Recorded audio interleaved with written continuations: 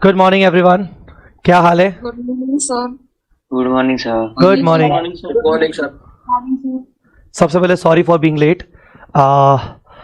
अब शुरू कर रहे हैं हम अपना आज का नया सेशन। अच्छा, good morning, good afternoon, good evening to PDGD students. जो बच्चे ये लेक्चर बाद में देखेंगे, और बात करते हैं कुछ चीजें बची हुई थी इस टॉपिक के अंदर, कुछ क्वेश्चंस बचे हुए थे उनकी। मैंने कुछ चीजें आपको पढ़ने को बोली थी, आप पढ़ के आए? Yes sir. Sir yes sir. अच्छा ठीक है, तो लाइन लाइन से चलते हैं, थोड़ा सा जल्दी जल्दी फास्ट करेंगे। अपने हाथ में अगर कुछ कैलकुलेटर या कुछ अगर जरूरत पड़े तो रखना। चलिए, कुछ ना आप ऑलरेडी पढ़ चुके हो नेटवर्थ क्राइटेरिया और रोड मैप वाली चीजें। जस्ट कुछ केसेस अभी बचे हुए हैं तो वो अपन डिस्कस कर लेते हैं। आइए प्लीज इलस्ट्रेशन नंबर 1 पे। आज मेरा टारगेट है कि ये खत्म करना है और शेड्यूल 3 को शुरू करना है। आइए, following is the snapshot of audited balance sheet of company A as at 31st March 14. Company A's equity shares are listed on Bombay Stock Exchange. मतलब ये कंपनी लिस्टेड है, ये कंपनी लिस्टेड है भाई, ठीक है। और 31st मार्च 14 की बैलेंस शीट दे रहा है। क्यों दे रहा है? क्योंकि हमें नेटवर्थ 14 पे देखनी थी। अब क्या बोल रहा है भाई बैलेंस शीट में? ये सारी चीजें हैं। As per the road map which phase company A fall into, will your answer change if the company A is an unlisted company? चलो देखते हैं कंपनी A कौन से फेज में आ रही है। आपको नेटवर्थ चेक करना है। क्या इक्विटी कैपिटल आएगा नेटवर्थ में? Yes sir. Yes sir. Security premium आएगा क्या? Yes sir. ठीक है। जनरल रिजर्व आएगा क्या? Yes sir. रीवैल्यूएशन रिजर्व आएगा क्या? No sir. No sir. No, revaluation reserve नहीं आएगा।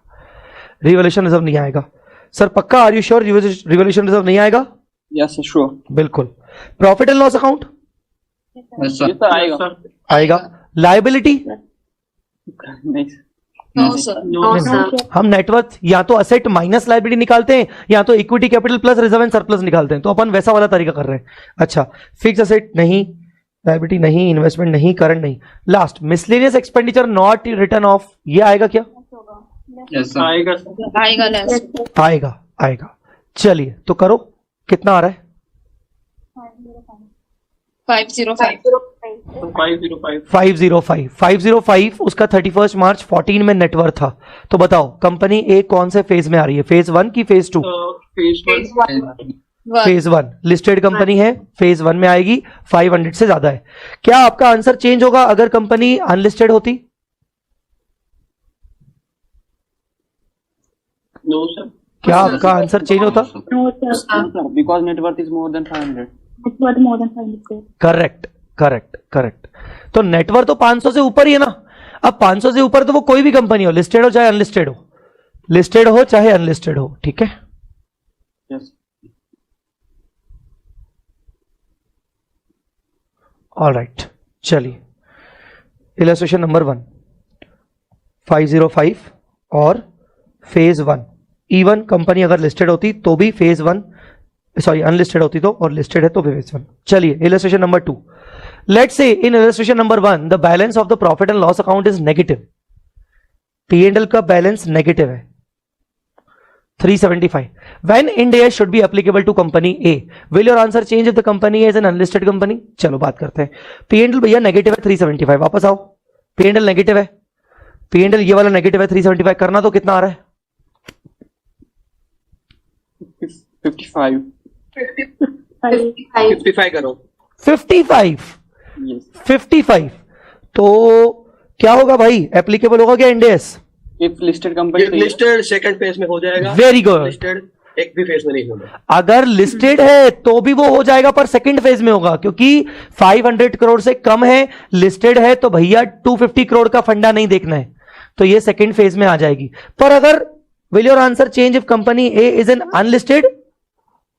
यस। यस, अनलिस्टेड होगी तो नहीं होगा। अनलिस्टेड यहां पर नहीं होगी क्योंकि 250 से कम है। तो यस, डेफिनेटली हमारा ये फेज 2 में आ गई कंपनी है लिस्टेड के केस में, और अनलिस्टेड के केस में आपकी नो फेज, मतलब no Ind AS, only as.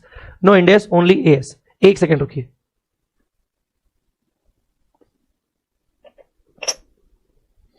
All right, so next illustration number 3. The net worth of company B, an unlisted company, was 600 crores on 31st March 14. 600 crore थी unlisted. However, due to losses incurred in 14-15, the net worth of the company was 400 crore on 31st March 15. 2015 में 400 हो गई, 14 में 600 थी, 15 में losses के चक्कर में 400 हो गई. कौन से फेज में आ रही है company? When company B shall apply Ind AS. Phase 1. Phase 2 क्यों नहीं? फेज 2 क्यों नहीं? स्मार्ट 2014 को ही 2014 को तो 600 करोड़ है. तो क्या मतलब 14 वाले को बेस मानना है?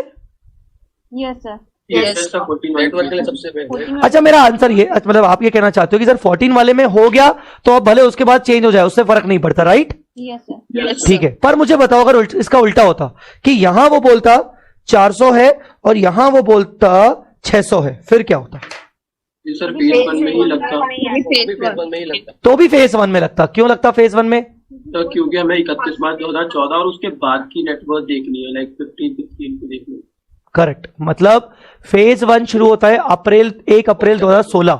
सो 1 अप्रैल 2016 से पहला कोई भी साल में अगर नेटवर्थ क्रॉस हो गई 500 या उससे ज्यादा, तो बस फेज 1 में आ जाएगा. सो यस, यहां पर आपकी कंपनी फेज 1 में रहेगी. कुछ भी हो जाए, कंपनी भी will be required from April 1 phase 1. चलिए, तो net worth of company C, unlisted company 4 crore on 31st March 14. Net worth of company, अरे ये वही वो जो पूछा था अभी मैंने. हाँ बोलो. फेज 1.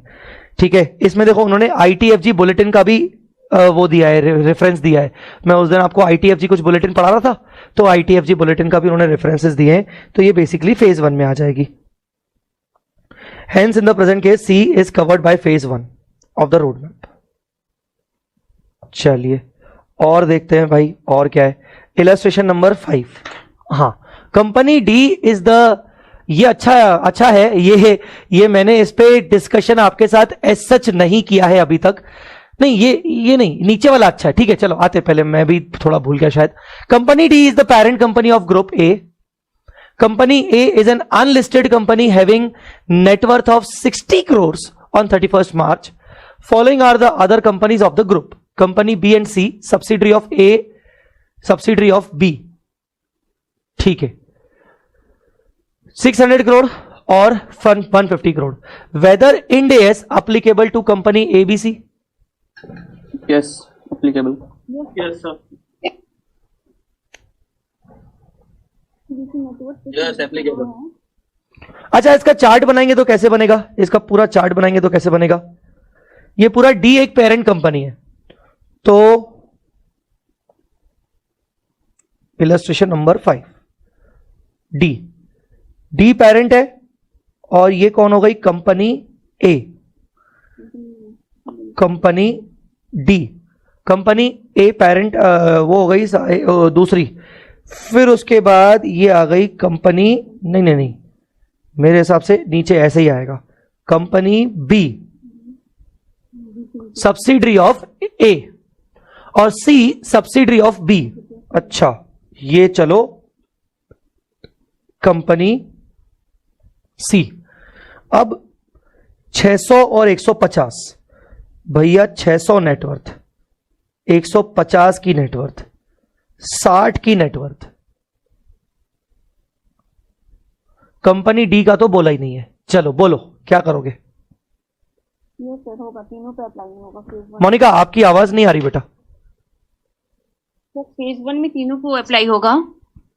फेज 1 में तीनों को अप्लाई होगा. क्यों? हाँ, क्योंकि जो है कंपनी बी की जो नेटवर्थ 600 करोड़ है, एंड जो है इसकी सब्सिडरी, होल्डिंग, एसोसिएट कंपनी और ज्वाइंट वेंचर सबको अप्लाई हो जाएगा फिर.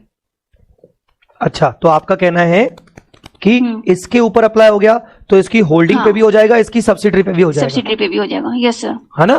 पक्का ना? Yes sir. तो अगर एक कंपनी को फॉलो हुआ है तो उसकी होल्डिंग और उसकी सब्सिडरी को हो जाएगा. Yes sir. तो इसका मतलब it will be applicable to ABC. Yes sir. बाकी बच्चे बात क्यों नहीं कर रहे? अरे बाकी बच्चे भी तो है ना. आप मतलब मोनिका सही बोल रही है कि नहीं? जल्दी बताओ बाकी सब लोग. सही बोल. सही है. क्या आएगा सबका? तो डी का क्यों अप्लाई? एक्चुअली वो डी का पूछ नहीं रहा है, डी का पूछ नहीं रहा है, ए बी सी का पूछ रहा है। हाँ सर बता दो फिर भी, सर डी का क्या होगा, सर बता दो फिर भी डी का क्या होगा। होगा सर अप्लाई डी को भी। इसका जवाब आपको इलस्ट्रेशन नंबर 6 में मिलेगा। मैंने इलस्ट्रेशन 6 छोड़ के रखा था और इलस्ट्रेशन 6 के जो प्रोविजंस हैं मैंने कुछ कुछ डिस्कस आपसे नहीं किए, ये सोच के कि यार आप अपना दिमाग चलाओ कैसे होगा। अभी अपन ना एक काम करते हैं, अभी अपन डी को पेंडिंग रखते हैं थोड़ी देर के लिए। बाकी तो सबको क्लियर है ना, एबीसी के ऊपर बेसिकली फेज 1 मतलब इंडिया आ जाएगा। Yes sir, yes fine. yes, sir. Sir D पे नहीं आया था ना, सॉरी डी पर अप्लाई नहीं होगा क्या? नहीं, मैंने बोल रहा ना कि इसका आंसर अपन वेट करते हैं। आपको क्या लगता है, चलो आप बताओ डी पर। होना चाहिए सर अप्लाई डी। नहीं होना होगा। चाहिए सर, नहीं होना चाहिए। होना चाहिए सर। जो लोग नहीं होना चाहिए मुझे उनसे जानना है क्यों। सर क्योंकि जो कंपनी ए है, जो सब्सिडरी है कंपनी डी की, उस पे एप्लीकेबल हो रहा है उसका सब्सिडरी के वजह से। ठीक है, वेरी गुड। कंपनी डी पे सर कैसे एप्लीकेबल होगा, क्योंकि उसकी सब्सिडरी तो क्राइटेरिया मीट ही नहीं कर रही है, ना उसका एसोसिएट या कोई मीट कर रहा है। वाह, चलो ठीक है। सब्सिडी हाँ हाँ बोल बोल बोल ऋतिक, बोल बोल। सर सब्सिडी ग्रुप आप बताए थे ना, बस हम ग्रुप देखते हैं सब्सिडी का। अरे मैंने तो फिर ऐसा भी बताया था, ग्रुप मतलब मैंने, ठीक है। और सर कंसोलिडेटेड बैलेंस शीट भी कैसे बनाएंगे, कंसोलिडेटेड फाइनेंशियल स्टेटमेंट डी के सारे तो ये भी क्वेश्चन सही बोला संदीप ने, बिल्कुल बिल्कुल। सर एक बात बताओ, अगर ऐसा है तो फिर सर कंसोलिडेशन फिर इंडिया के हिसाब से कैसे होगा, ये बात भी सही है। चलो ठीक है, तुम्हें सारे सवालों के जवाब इलस्ट्रेशन नंबर 6 में मिलेंगे। चलो देखते हैं। अभी तो हमारा आंसर क्या है, एबीसी के ऊपर लगेगा ना फेज 1, यस सर। इंडियस में आ जाएगा, ठीक है। Yes sir. हाँ, hence Ind AS would be applicable to all 3 companies ABC, और जो कि ऑब्वियसली 500 करोड़ से ऊपर है तो उस पे सब पे आ जाएगा। अब आ जाओ, तुम्हारा इलस्ट्रेशन नंबर 6 है, लेट्स चेक क्या है। पूरा स्ट्रक्चर देखते हैं। Following is the structure of company D. Company D ये उसकी सब्सिडरी है कंपनी ई, ये उसकी सब्सिडरी है कंपनी एच। कंपनी ई की सब्सिडरी है कंपनी एफ, सॉरी ई की, हाँ ई की सब्सिडरी है एफ, और ई की एक एसोसिएट कंपनी है जी, और एच की एक सब्सिडरी है आई। ये पूरा ग्रुप हो गया, ठीक है। All the companies in the above structure are unlisted. The net worth ऑफ ई इज 300 करोड़, इसका net worth 300 crore. And net worth of all other companies is below 250, बाकी सबका कंपनीज का बिलो है। डी का बिलो, एच का बिलो, आई का बिलो, जी का बिलो, एफ का below. To which company would Ind AS be applicable? Sir सब पर होना चाहिए मेरे हिसाब से तो फेज 2 में। HAS, आपका नाम क्या बेटा? HAS sir Hashim. Hashim, okay. हाँ फेज 2 में होगा सर। अरे फेज 2 होगा वो सबको पता है रे, बात वो नहीं चल रही है किस किस कंपनी के ऊपर एप्लीकेबल होगा, टू विच कंपनी की बात चल रही है। फेज 2 तो सबको पता है हमको। सर कंपनी ई कंपनी डी की सब्सिडरी है तो कंपनी ई और कंपनी डी पर अप्लाई हो जाएगा। कंपनी डी पर अप्लाई हो रहा है तो हमारे पास कंपनी एच पर भी अप्लाई हो जाएगा, क्योंकि डी एच की सब्सिडरी है। कंपनी ई पर अप्लाई है तो कंपनी एफ पर भी हो जाएगा, क्योंकि कंपनी एफ ई की सब्सिडरी है। और कंपनी ई पर हो रहा है तो कंपनी जी पर भी हो जाएगा, क्योंकि कंपनी जी कंपनी ई की एसोसिएट है। तो सर उसमें प्रोविजन में यही लिखा था कि कंपनी की जॉइंट वेंचर, होल्डिंग और सब्सिडरी सब पर एप्लीकेबल हो जाएगा इंडिया। हाँ, अब उसी पर चलते हैं कि वही लिखा था कि जो भी कंपनी अबव में फॉलो होती है उन सबकी होल्डिंग सब्सिडरी पे फॉलो होगा, यही दिखा था।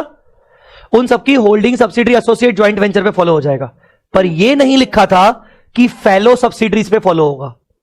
सर ये फेलो सब्सिडरीज क्या होता है? Company H is the fellow subsidiary of company E along with D, मतलब डी की 2 सब्सिडरीज हैं, ई और एच। ई के ऊपर नेटवर्थ क्राइटेरिया फॉलो हो रहा है, ई के ऊपर नेटवर्थ क्राइटेरिया फॉलो होता है, जिसके कारण डी के ऊपर इंडेस लग जाएगा पक्का, बिल्कुल थम्स अप। ई के ऊपर नेटवर्थ फॉलो हो रहा है, जिसके कारण एफ के ऊपर इंडेस लग जाएगा, बिल्कुल थम्स अप, बढ़िया।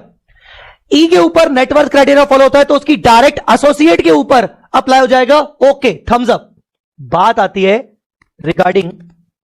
Regarding these two. ये दो एक्चुअली जो कंपनी एच है वो कंपनी ई की फेलो सब्सिडरी है। फेलो मतलब they both are control by D.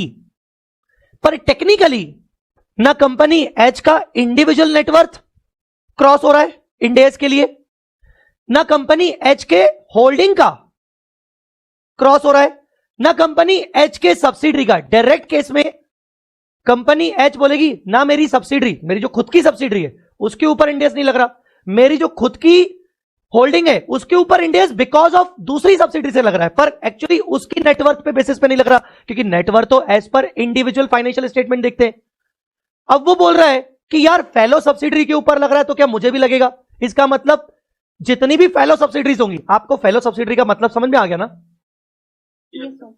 Fellow subsidiary का मतलब ये होता है कि बेसिकली एक कंपनी होल्डिंग है और उसकी अगर बहुत सारी मल्टीपल सब्सिडरीज हैं, S1, S2, S3, S4, तो सब पे लगेगा कि नहीं फेलो सब्सिडरीज ऐसा।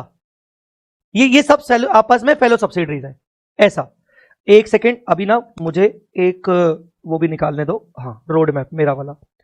फेलो सब्सिडरीज के केस में अपन और भी थोड़ा आगे बढ़ते हैं ना, थोड़ा अपन और कुछ केसेस देखते हैं जो हमारे पास ITFG बुलेटिन के केसेस हैं, कुछ कुछ क्या क्या हैं, कैसे कैसे केसेस हैं, उन पे भी अपन बात करते हैं। मैंने कुछ कुछ केसेस छुड़वाए थे, कुछ कुछ करवा दिए थे। मे भी शायद हमें कुछ कुछ समझ में आ जाए कहीं से।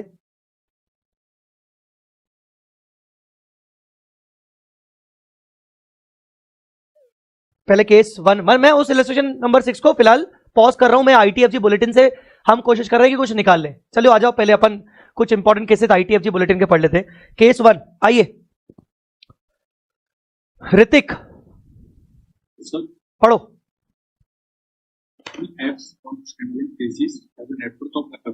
नहीं, मजा नहीं आ रहा, नेटवर्क खराब है।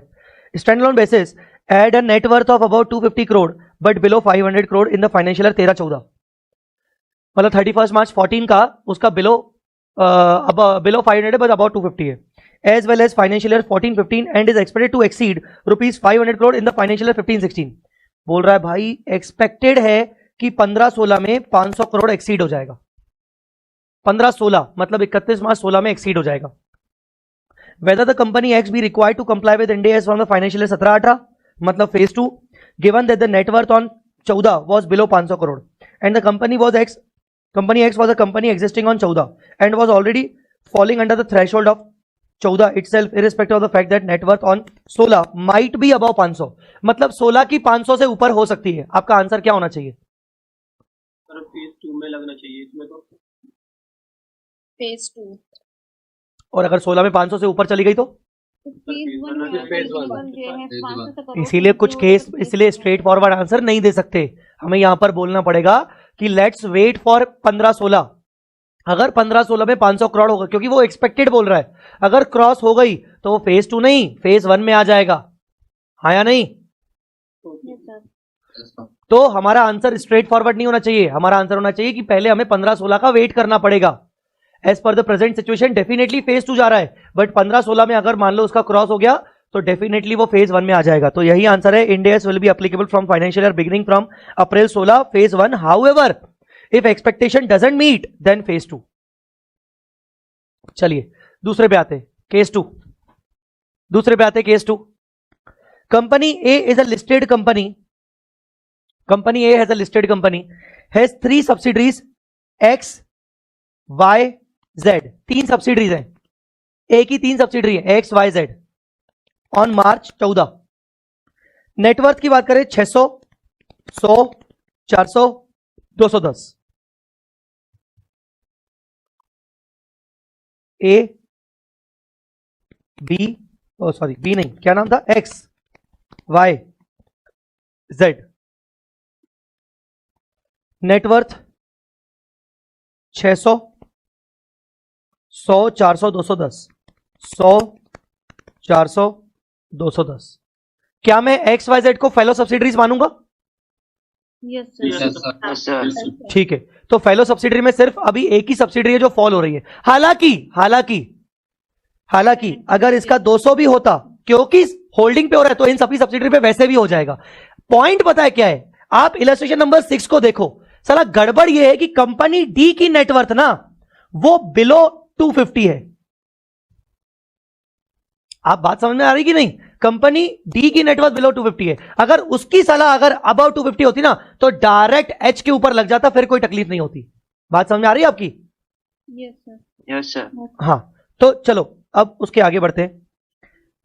सब केस 1, अच्छा, all 3 subsidies are non listed public company, ठीक है। Sub case 1, during the financial year 14-15 company A sold off its entire investment in company X. Company X बेच दिया उसने। Therefore, company X is no longer a subsidiary of company A for the purpose of preparation of financial statement as on 31st March 15. 2015 के financial statement वो subsidiary है ही नहीं। Should company X prepare its financial statement as per the company's accounting standard rule 2006 मतलब AS और companies Indian accounting standard rule 2015, अब company X को AS लगाना चाहिए कि इंडेस लगाना चाहिए? कंपनी X बिक चुकी है, सर एएस करना चाहिए। मुझे ऐसा याद आ रहा है, मैंने कुछ पढ़ाया था शायद इसके बारे में।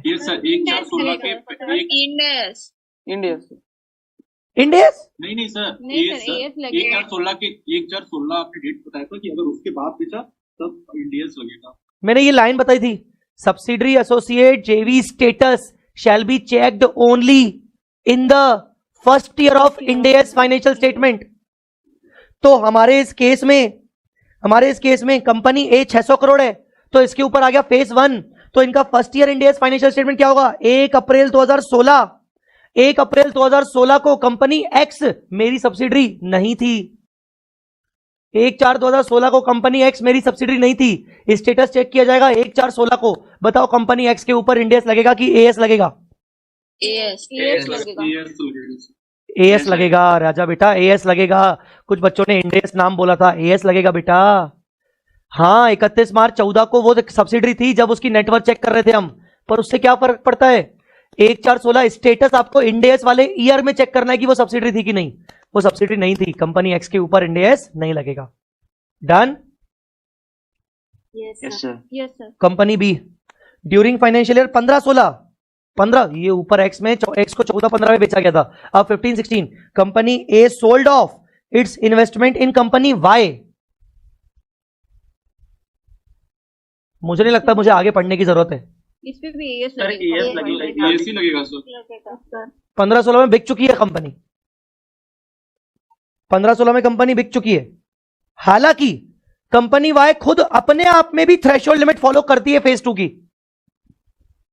Yes sir. तो कहने का मतलब company Y based on A Ind AS follow नहीं करेगी फेज 1 में, बेस्ड ऑन इंडिविजुअली फेज 2 में आ गई।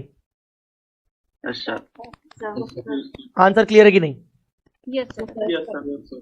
बेस्ड ऑन ए फेज 1 में नहीं आएगी, क्योंकि as on April 2016 company Y was not the subsidiary, but based on individual net worth yes it falls into phase 2। तुम लोग जवाब टाइम पे नहीं देते हो यार। Yes sir. Yes sir. ठीक है, ऑल राइट। तो बाकी आगे का पढ़ने की जरूरत नहीं। तो मतलब कुल मिला के ये बेसिकली फेज 2 में आ गई कंपनी वाई। ठीक है, आगे ड्यूरिंग फाइनेंशियल ईयर 16-17 हमें स्टेटस चेक करना है। 1/4/16 company A sold off its investment in Z December 16 therefore company Z is no longer a subsidiary of C. Company A, sorry, for the purpose of preparation. Should company Z prepare its financial statement as per AS or Ind AS? हाँ बोलो। Indians. ये बेचारी फंस गई, भले 210 है इसका, ये फंस गई क्योंकि 1/4/2016 को it was the subsidiary of a, तो टेक्निकली इसके ऊपर इंडियस आ गया इनडायरेक्टली। ठीक है, भले अब ये सब्सिडी नहीं रही पर उस दिन तो वो इन्वेस्टमेंट सब्सिडी थी तो रहेगा। ये बहुत इंपॉर्टेंट क्लैरिफिकेशन है, ITFG क्लैरिफिकेशन बुलेटिन 1 इशू 2। तो बेसिकली ये बहुत इंपॉर्टेंट क्लैरिफिकेशन है जो इंस्टीट्यूट ने दिया है कि भैया लगेगा। ठीक है, हम अभी भी ना सर्च कर रहे हैं कि और क्लैरिफिकेशंस के अकॉर्डिंग क्या क्या हो सकता है। चलो केस 4 पे आओ। ITFG clarification bulletin 12 issue 6। ABC and company incorporated in US, US में इनकॉर्पोरेट हुई है, with the limited liability has established a branch office in India, branch office with the permission of RBI to provide consultancy service in India. The branch office remits the amount earned by to ABC, that is head office. वो जितना पैसा कमाती है वो अपने head office को दे देती है. Net of applicable Indian taxes and subject to RBI guidelines. As on 1 April 2016 it has more than 500 crore balance as head office account. मतलब ये ब्रांच ऑफिस के पास ना हेड ऑफिस के नाम पर 500 करोड़ का बैलेंस दिख रहा है कि मुझे 500 करोड़ का बैलेंस देना है हेड ऑफिस को. Whether the Indian branch office of ABC will be required to comply with India. No sir. No sir. No sir. यहां कहीं पे भी ना उन्होंने लिमिटेड वर्ड यूज नहीं किया है, प्राइवेट लिमिटेड, लिमिटेड, उन्होंने वर्ड यूज नहीं किया है, बस ब्रांच ऑफिस बोल रहे हैं. आप समझ रहे हो मैं क्या बोल रहा हूं? कंपनी वर्ड नहीं यूज हुआ, कंपनी एक्ट में आता है कि नहीं करेक्ट आता है? करेक्ट. ये जो एप्लीकेबिलिटी है रोड मैप है, ये कंपनीज एक्ट का है, ये एमसीए के द्वारा बताया गया है. यहां उन्होंने कहीं पे भी कॉर्पोरेशन नहीं, कॉर्पोरेट वर्ड, कंपनी, लिमिटेड, ऐसा कुछ वर्ड बोला नहीं है. और दूसरी बात है उसका हेड ऑफिस भी तो यूएस में है ना, हेड ऑफिस भी यूएस में, तो हेड ऑफिस अगर यूएस में तो उसके ऊपर तो लगने से रहा इंडियस. ठीक है, अब बचा ब्रांच ऑफिस. ब्रांच ऑफिस का बैलेंस शीट के अंदर हेड ऑफिस का अकाउंट दिख रहा है, उसमें 500 से ऊपर है, तो क्या इसको क्या नेटवर्थ मानेंगे? नहीं नो. सर. तो टेक्निकली क्योंकि ब्रांच ऑफिस एक कंपनी या इनकॉर्पोरेट अंडर कंपनीज एक्ट नहीं है, तो हम मान के चलेंगे कि उसके ऊपर ये सारे प्रोविजंस नहीं लगेंगे. Branch office of a foreign company is not covered under rule 6 since branch is not incorporated under company act. Therefore branch office of ABC is not required to comply with Ind AS. Branch office के ऊपर Ind AS नहीं लगेगा. 5 number हो गया था. हाँ, 6 number ITFG clarification bulletin 6. Company X is being covered under phase 1 of Ind AS, need to apply Ind AS from financial year 16-17. बिल्कुल ठीक है. Company Y is an associate company of company X. Associate is a charitable organisation. Charitable मतलब वो क्या बोलते हैं? Section 8 वाली section 8. Very good. Section 8 company registered under section 8 of the company, मतलब वो एनपीओ वगैरह, नॉन प्रॉफिट ऑर्गेनाइजेशन है ना. Non profit. Yes sir. Whether company Y is required to comply with Ind AS. भैया सेक्शन 8 कंपनी है. Sir apply होगा. Sir होगा apply. Sir associate associate company है ना. और पहली बात तो भले सेक्शन 8 है, कंपनीज एक्ट में तो आ रही है ना. अरे कंपनीज एक्ट में तो रजिस्टर्ड है ना भाई. कोई भी कंपनी रोड मैप में ये थोड़ी बोला है कि चैरिटेबल नहीं आएगी भाई, वो भी तो कंपनी है ना. कोई स्पेसिफिक एग्जम्पशन नहीं दिया है. एग्जैक्टली जैसे बैंकिंग कंपनी भी कंपनी होती है, कंपनीज एक्ट में वो भी आती है, पर स्पेसिफिक एग्जम्पशन बैंकिंग कंपनी को दिया हुआ है. इंश्योरेंस कंपनी भी कंपनीज एक्ट में रजिस्टर्ड होती है, पर उसको स्पेसिफिक एग्जम्पशन दिया है.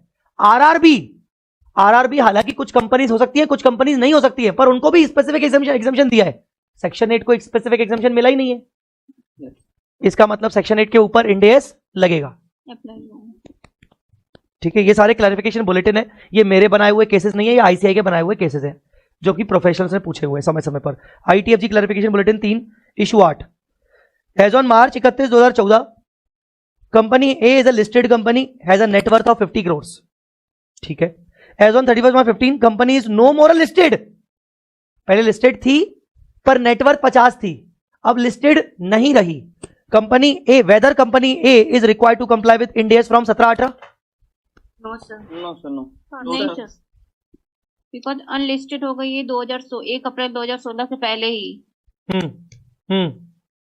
तो जो उसमें इंडियस नहीं लगेगा क्योंकि ये फेज 2 में भी नहीं आ रही है. बात उसकी नहीं है, बात उसकी है कि लिस्टेड कंपनी के ऊपर फेज 1 में तो 500 करोड़ का थ्रेशोल्ड है, पर फेज 2 में कोई थ्रेशोल्ड नहीं है.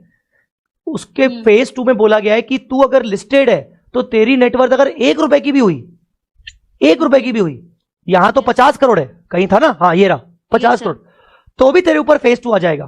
पर अब इस केस में बात आ रही है कि वो एक टाइम पर लिस्टेड थी, जस्ट अगले साल लिस्टेड नहीं रही.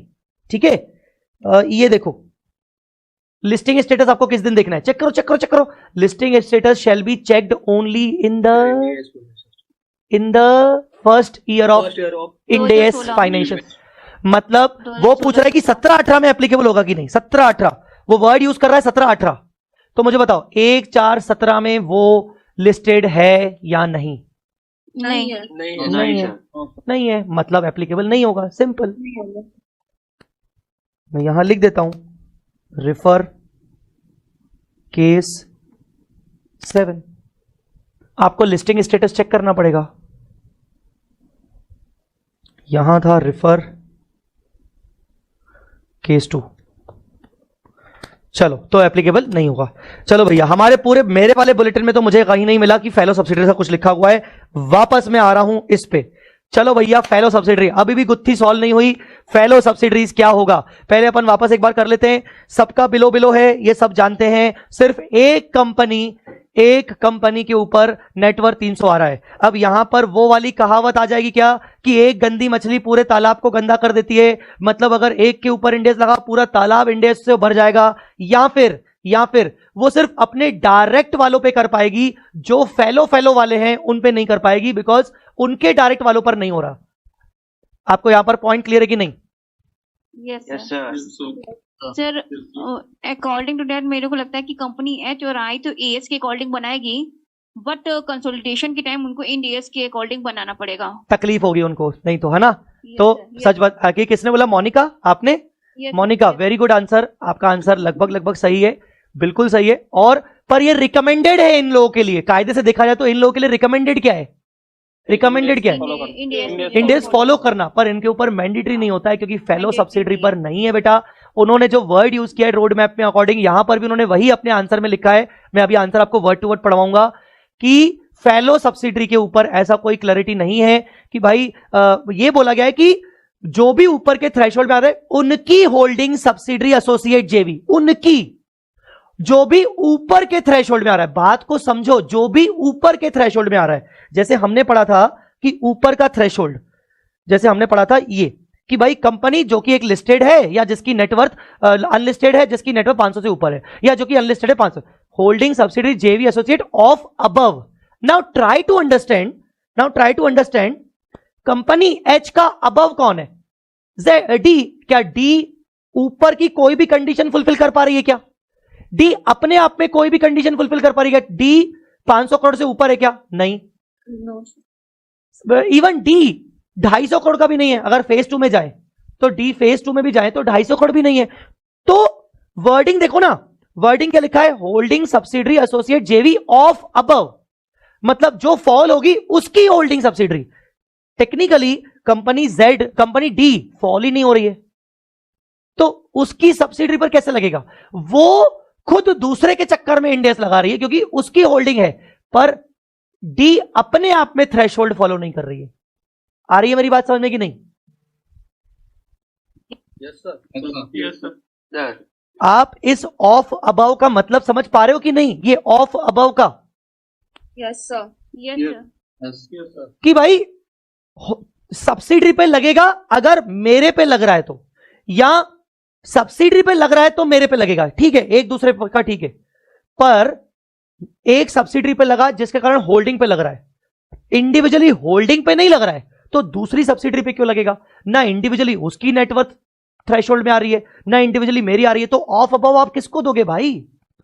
हां, यहां लिख देता कि ऑफ द इंटायर। अगर इनको ऐसे ही लिखना था, अगर पूरे तालाब गंदा करना था, अगर पूरे ग्रुप करना था, तो ये लोग ऐसे भी तो कर सकते थे ना यार, लिखने के लो कि इंटायर ग्रुप ऑफ अबव, ऐसा भी तो हो सकता था, ऐसा भी तो लिख सकता था वो। Yes sir, entire group of above लिख सकता था, उसको ऐसा क्यों लिखना पड़ा? इसका क्लियर कर इंटरप्रिटेशन है कि फेलो सब्सिडरी के ऊपर वैसे तो इंड एएस नहीं लगना चाहिए, पर हां उसको तकलीफें जरूर आएंगी। कॉस्ट बेनिफिट एनालिसिस करना चाहिए कि अगर भाई बाकी लोग इंड एएस बना रहे तो तेरे को इंड एएस के अकॉर्डिंग करना ही पड़ेगा क्योंकि कंसोलिडेशन करना है। तो ऐसे केस में तेरा कॉस्ट बढ़ी जाएगा, तो बेटर है कि तू एएस से मत ही कर, तेरे को कंसल्टेंट्स को 2-2 बार फीस देनी पड़ेगी, तो तू इंड एएस ही बना। उसको इंटायर ग्रुप भी लिख सकता था वो, उसने ग्रुप लिखा नहीं। तो आइए अब अपन आंसर पढ़ते हैं। अगर कोई आंसर के बाद भी उस पर बात करना चाहेगा जिसकी सहमति नहीं होगी तो अपन उस पर बात करेंगे। As mentioned in the companies Indian accounting standard rule 2015, if Ind AS is applicable to a company, it would be applicable to its holding subsidiary associate and joint venture. अब देखो कितना बकवास लिखा है, टर्नओवर नहीं होता है, नेटवर्थ होता है। इंस्टीट्यूट जी, नए सिलेबस में गलती। नया सिलेबस के नए किताब में गलती कर रहे हैं। अभी तो मैं आज आपको एक हिट दिखाऊंगा नए सिलेबस की, आपको एक थोड़ी सी हल्की सी पोल खोलूंगा अभी इंडिया से, ये नए किताब की देखना अभी कैसे खुलती है पोल। As the net worth of the company E is above 250 crore, net worth of company E, हाँ ई की नेटवर्थ अबव 50 करोड़, ठीक है। It would be covered under phase 2 of road map, hence its subsidiary F, associate G, holding D will also be covered under Ind AS with effect from 17। Its उसकी खुद की, मतलब अब ये भी तुम्हारे इंड एस में आ गई, ये भी तुम्हारे इंड एस में आ गई, ये भी तुम्हारे इंड एस में आ गई, और ये तो इंड एस में आ ही गई, उसकी खुद की। आगे, with respect to other companies of the group word अब आ गया ना। Following guidance is given in ITFG clarification bulletin 15 issue 10, जो मैंने अपने नोट्स में कवर नहीं किया है। It may be noted that Ind AS applies to holding, subsidiary, JV, associate companies of the companies which meet the net worth listing criteria. Of the companies which meet the net worth listing criteria. This requirement does not extend to another fellow subsidiary of the holding company which is required to adopt Ind AS. मतलब direct लिखा गया है कि भाई जिसके ऊपर threshold है उसका सब्सिडरी, उसका होल्डिंग, उसका एसोसिएट, उसका जेवी, पर फेलो का क्या, फेलो के ऊपर रिक्वायरमेंट नहीं है। Because of its holding company relationship with the subsidiary meeting the net worth listing criteria, holding company will be required to prepare a separate and consolidated financial statement mandatory under Ind AS if one of its subsidiary meets the specified criteria, therefore such subsidiaries may be required by the holding company to furnish। देखो अब वो वही बोल रहा है कि क्योंकि holding company को तो इंड एस बनाना ही पड़ेगा, चाहे स्टैंड अलोन हो चाहे कंसोलिडेशन हो, तो वो जो फेलो सब्सिडरी बच गई, मतलब हमारे केस में एच और आई, फिलहाल एच की बात करें तो हमारे केस में जब एच बच गई तो बेसिकली होल्डिंग कंपनी उसको बोलेगी भाई तू भी इंड एस बना ले यार। तो वो वही बोल रहा है कि holding company will be required to prepare separate and consolidated financial statement mandatory if one of its subsidiary meet the criteria, such subsidiaries may be required by holding to furnish financial statement as per Ind AS for the purpose of holdings companies consolidated financial statement. Such fellow subsidiary may however voluntary opt to prepare their financial statement as per Ind AS। तो वो voluntary जा सकते हैं। अब इसमें मैं आपको अपना भी एक करेक्शन दूंगा। उस दिन एक बच्चे ने भी मुझसे सवाल पूछा था, जाते जाते कुछ बच्चे जा चुके थे लास्ट क्लास में, कि सर क्या कोई कंपनी किसी भी थ्रेशोल्ड में नहीं आ रही है, फेज 1 में भी नहीं आ रही है, फेज 2 में भी नहीं आ रही। कोई बच्चा था इनमें से अभी अगर अवेलेबल है तो प्लीज सामने आ जाओ। नीरज, हाँ, कि सर कोई कंपनी ना फेज 1 के थ्रेशोल्ड में आ रही है ना फेज 2 में आ रही है, पर वो एक कंपनी है, वो एक अनलिस्टेड कंपनी है जिसकी नेटवर्थ 250 करोड़ से नीचे है, तो सर क्या वॉलंटरी वो अडॉप्ट कर सकती है? शायद मैंने बताते बताते ये बोल दिया था कि नहीं कर सकती, पर यस वो अवेलेबल है, वो भी ITFG क्लैरिफिकेशन में है कि वो अप्लाई कर सकती है, वो वॉलंटरी जा सकती है। इसीलिए यहां पर भी वर्ड लिया गया है वॉलंटरी। तो यहां पर ultimately moral of the story क्या है कि टेक्निकली रोड मैप के अकॉर्डिंग तो H और I के ऊपर नहीं आ रहा है, पर क्योंकि कंपनी D को कंसोलिडेशन करने के पर्पज से H की वो करनी पड़ेगी, H की बैलेंस शीट मांगनी पड़ेगी एज पर इंड एस। और H की कौन सी बैलेंस शीट मांगनी पड़ेगी? H की कंसोलिडेटेड बैलेंस शीट मांगनी पड़ेगी इंड एस के हिसाब से, क्योंकि H की खुद एक सब्सिडरी है। H को भी कंसोलिडेशन बनाना पड़ेगा, भले वो AS के अकॉर्डिंग बनाए। तो कंपनी D उसको बोलेगी भाई तू अपनी कंसोलिडेटेड फाइनेंशियल स्टेटमेंट दे, जैसे वो देखेगी AS की है, नहीं मेरे को इंड एस की चाहिए भाई, तो H बोलेगा यार इससे बेहतर था कि मैं इंड एस ही कर लेता। तो H technically end S follow voluntary कर सकता है। अब जब H वॉलंटरी करेगा तो वो अपनी सब्सिडरी I को भी रिक्वायर करेगा कि भाई तू भी इंड एस से बना ले यार, क्योंकि मैं अब इंड एस बना रहा हूं बिकॉज ऑफ D, क्योंकि मुझे उसको फाइनेंशियल स्टेटमेंट इंड एस के हिसाब से देने हैं, और तुझे भी इंड एस के हिसाब से करना पड़ेगा क्योंकि मुझे इंड एस के हिसाब से बनाने हैं। तो अल्टीमेटली कहीं ना कहीं H और I वॉलंटरी ऑप्ट करना चाहते हैं तो कर सकते हैं, और उनको करना चाहिए क्योंकि D के ऊपर इनडायरेक्टली लग गया है। Hence the other companies of the group H and I would not be covered under Ind AS. However, as mentioned in ITFG, company H and I would be required to prepare its financial statement under Ind AS so as to facilitate D for the preparation of its consolidated financial statement. Hence, through statutorily, company H and I may continue to prepare its financial statement under AS, but it will also have to converge to Ind AS. Moreover, they may also opt to voluntarily adopt Ind AS and prepare the statutory accounts as per Ind AS 2। तो ultimately answer उनका यही है कि भाई वैसे तो road map के according AS है, पर टेक्निकली देखा जाए तो उनको भी झक मार के इंड AS में उतरना पड़ेगा। समझ में आ गया? Yes sir. Yes sir. इस क्वेश्चन को थोड़ा सा स्टार लगा लेना, 3 स्टार लगा लेना। मैं स्टार्स लगवाऊंगा, 3 स्टार मतलब थोड़ा इंपॉर्टेंट कैटेगरी में हो गया, 3 स्टार 4 स्टार 5 स्टार। तो इससे आपका एक नॉलेज आपको समझ में आ गया कि ये क्या है। तो ये बेसिकली इंपॉर्टेंट है। आई होप इतना पोर्शन समझा होगा। इलस्ट्रेशन 7 एक ही इलस्ट्रेशन बचा है मेजर इनमें, एप्लीकेबिलिटी में लास्ट है, पढ़ लेते हैं। आई थिंक ये इलस्ट्रेशन हमने किया हुआ है कवर, ITFG वाला ये हमने ये किया हुआ है। ABC incorporated in foreign country, net worth 700, has 2 subsidiary, X whose net worth 2014 में 600 और Y जिसकी नेटवर्थ 150। मैंने ये कवर किया है case. Whether the company X and Y would be required to follow Ind AS from the accounting period commencing on or after 1 April 16 on the basis of their own net worth or on the basis of net worth of ABC incorporation. Yes sir. Company X को जो है AS के according बनाएगी, but company Y जो है AS के according बनाएंगे। And for consolidation जो है वहाँ की जो उनका जो लगता होगा, मान लो US गैप, मान लो US गैप, हाँ तो US गैप के अकॉर्डिंग फॉर कंसोलिडेशन दोनों को बनाना पड़ेगा। फिर कुल मिला के उनको इंडिविजुअल बेसिस पे देखना है कि अपनी होल्डिंग के बेसिस पे उनको नेटवर्क चेक करना है, criteria individual basis, individual basis पे। ये हमने ऑलरेडी किया था। तो बेसिकली इंडिविजुअल बेसिस पे चेक करना है। तो होल्डिंग तो वैसे ही बाहर की कंपनी है, तू भाई जा, तू तो इंड AS मत कर, तू तो अपना जुरिस्डिक्शन में जा। हाँ हमारा इंड AS कब करना है, 600 वाले को इंड AS करना पड़ेगा। 600 वाला कौन है, कंपनी X। और जो दूसरा है कौन सा बोलते हैं, देखो कंपनी Y, कंपनी Y वो 150 है। अब आप देखो यहाँ पर भी कहीं ना कंपनी वाई जो है यहाँ पर ये कंपनी वाई भी आपका AS लगाएगी। देखो वही पूरी मछली तालाब को गंदा नहीं करती, ये वही कहीं ना कहीं इससे भी आपको समझना चाहिए, क्योंकि यहां पर भी तो बेटा वही हो रहा है ना कि एक होल्डिंग है, भले वो फॉरेन है, उसकी 2 सब्सिडरीज हैं A और B। A के ऊपर इंड AS लग रहा है, तो क्या फेलो सब्सिडरी के ऊपर भी इंड AS लगेगा क्या? नहीं क्या कायदे, मतलब अगर हम वैसा करते कि एक मछली पूरे तालाब को गंदा कर देती है जैसे, तो ऐसे तो फिर B के ऊपर भी लगना चाहिए था, पर नहीं लगेगा क्योंकि वो B जो है वो फेलो सब्सिडरी है। और B बोलेगा भैया मेरा होल्डिंग कौन, मैं उसको देखूंगा, वो कौन, वो तो फॉरेन में है, उसके ऊपर इंड AS नहीं लगेगा, मेरे ऊपर भी नहीं लगा, मेरी मर्जी। आई बात समझ में कि नहीं? Yes sir. अब मैं आपको 2 केसेस दे रहा हूं, मुझे 2 मिनट जल्दी आंसर दो। 2 केसेस दे रहा हूं, H S1 S2। H Indian 50 crore net worth, 600 crore net worth, 150 crore net worth. H foreign S1 S2 700 crore net worth, 600 crore net worth, 150 net worth.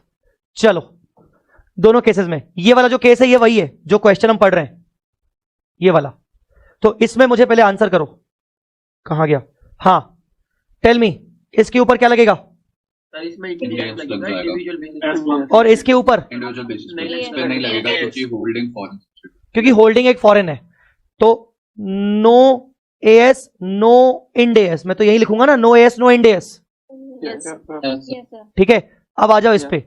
H जो है इंडियन है, 50 करोड़, 600 करोड़, 150 करोड़, बोलो। सब्सिडियरी 1 पे लग जाएगा, उसके कारण होल्डिंग पे चलो इंड AS, और इसके कारण होल्डिंग लग जाएगा। क्योंकि इस पे लग रहा है तो इसीलिए इस पे लगेगा।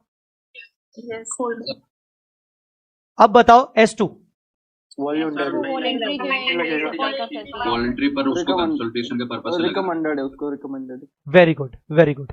S2 पे टेक्निकली नहीं लग रहा है रोड मैप के अकॉर्डिंग, थ्रेशोल्ड के अकॉर्डिंग, ना उसकी H के ऊपर डायरेक्ट लग रहा है तो इसके ऊपर नहीं लगेगा, बट S2 को झक मार के इंड AS बनाना चाहिए कायदे से, क्योंकि वो अगर अकेला AS बनाएगा तो उसकी कॉस्टिंग बढ़ेगी, उसको वापस से कंसल्टेंट हायर करने पड़ेंगे, चार्टर्ड अकाउंटेंट्स हायर करने पड़ेंगे, एक्सपर्ट हायर करने पड़ेंगे वापस से उसको इंड AS बनाने के लिए, क्योंकि H तो भैया उसको बोलेगा मुझे तो इंड AS चाहिए क्योंकि मेरा खुद इंड AS है। तो यहां पर ये देखा जाए तो AS वॉलंटरी इंड AS, समझ गया? ये था आपका फेलो सब्सिडरीज वाला केस। आई होप आपको समझ में आ गया होगा।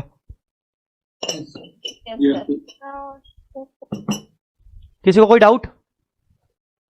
सर हाँ बोलो, कौन है?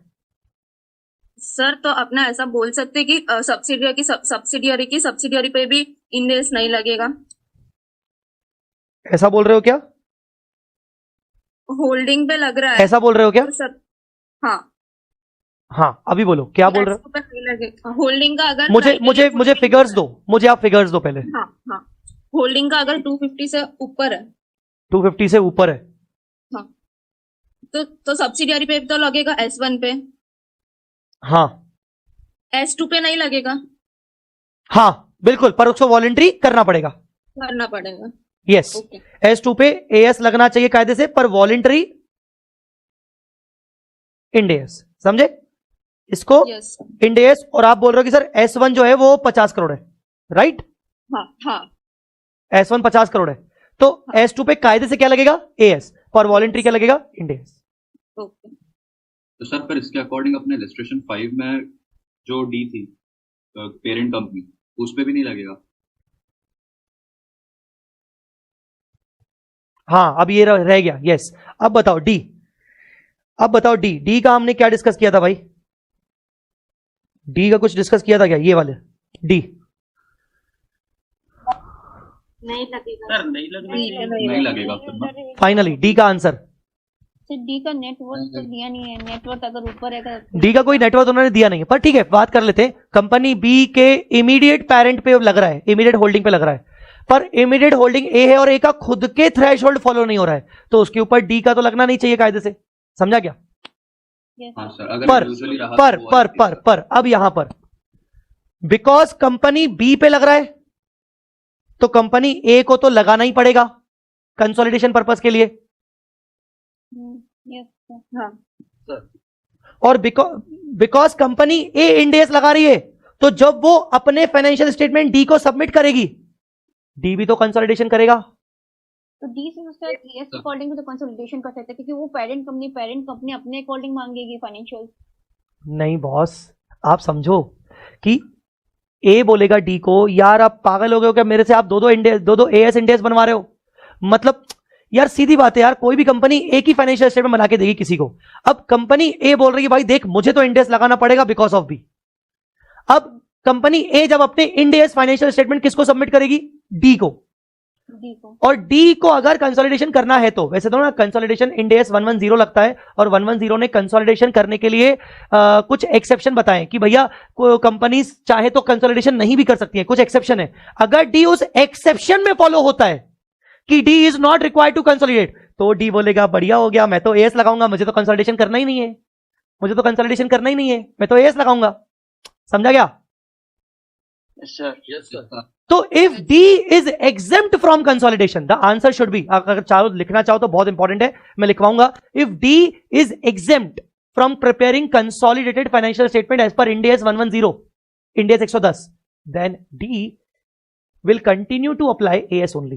But if D is mandatorily required to prepare consolidated financial statement, because D is the ultimate parent actually, so if D is preparing CFS, D has to voluntarily adopt Ind AS only because its subsidiary has already adopted Ind AS.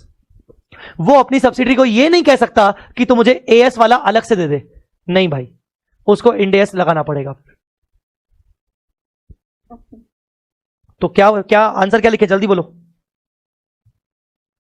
जल्दी बोलो answer क्या लिखे? को भी जो Indians voluntary जो है apply करना पड़ेगा। क्वेश्चन है इंडेस 1110 requires, then it will not be required to consolidate, so it will not apply index. But otherwise, if index 110 requires, then voluntarily it has to opt for index. ठीक है।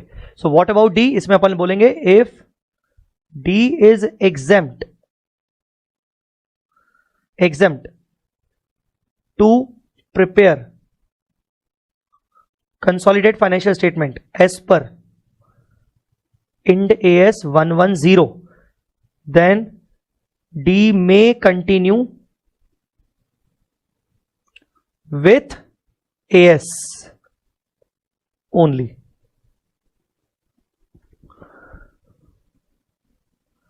If D is required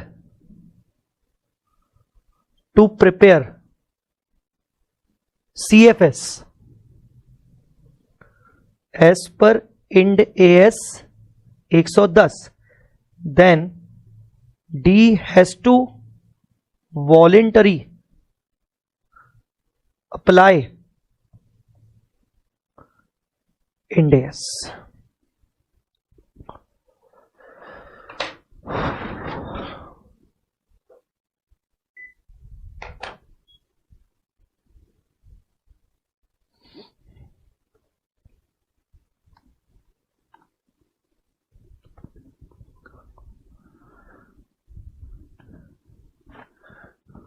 कुछ बच्चों का नाम मुझे ज्यादा ध्यान में नहीं दिया मैंने पिछले 3-4 क्लास से, जिनमें से मैं नाम लेना चाहूंगा। केतन करके मेरे को नया बच्चा दिख रहा है शायद।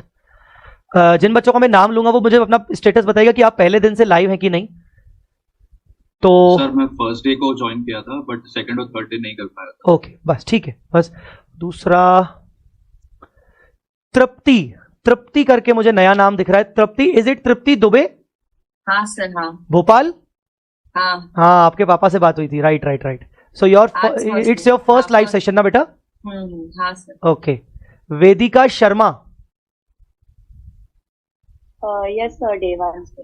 Day 1 okay. और संजना तो दिखते हैं, संदीप दिखते हैं, रोशनी, रश्मि भी, रश्मि याद है, रोशनी मुझे याद नहीं आ रहा नाम। रश्मि हाँ I was there in all the classes, all the live classes. अच्छा। देन प्रतिभा? आवाज नहीं आई बेटा। चलिए आप चैट कर सकते हो जो बच्चों की आवाज नहीं आ रही मुझे। बाकी तो जैसे मुझे लगता है प्रियंका तो थे शायद, प्रगति का याद नहीं, प्रगति का भी याद नहीं मुझे। Jainish is available definitely. First day से हूँ सर। ओके प्रतिभा फर्स्ट डे से, प्रगति फर्स्ट डे से हो, ठीक है। नीरज, मोनिका, लिप्ता, कुणाल, कृपाली, किरण, बाकी सब मुझे याद आ रहा है। कनिष्का, ऋतिक, कुछ बच्चे तो क्या है जूम मीटिंग में भी थे उस दिन जब थे। हितेन चौधरी थे क्या अपन? Yes sir. शुरू से? Yes sir. All right. Pratibha आज फर्स्ट डे है, ओके ठीक है। All right. जिन जिन बच्चों का फर्स्ट डे है या तो चैट पे बता देना या तो आप कमेंट कर देना। जिन जिन बच्चों का फर्स्ट डे है, भाइयों बहनों, शुरू की 3 क्लासेस देखी भी हैं कि नहीं, या ऐसे ही बैठ गए तुम? पता नहीं क्या ऊपर से कितने बाउंसर्स जा रहे होंगे। यस सर, प्रतिभा बोल रही है यस सर। फर्स्ट 3 क्लासेस देखिए।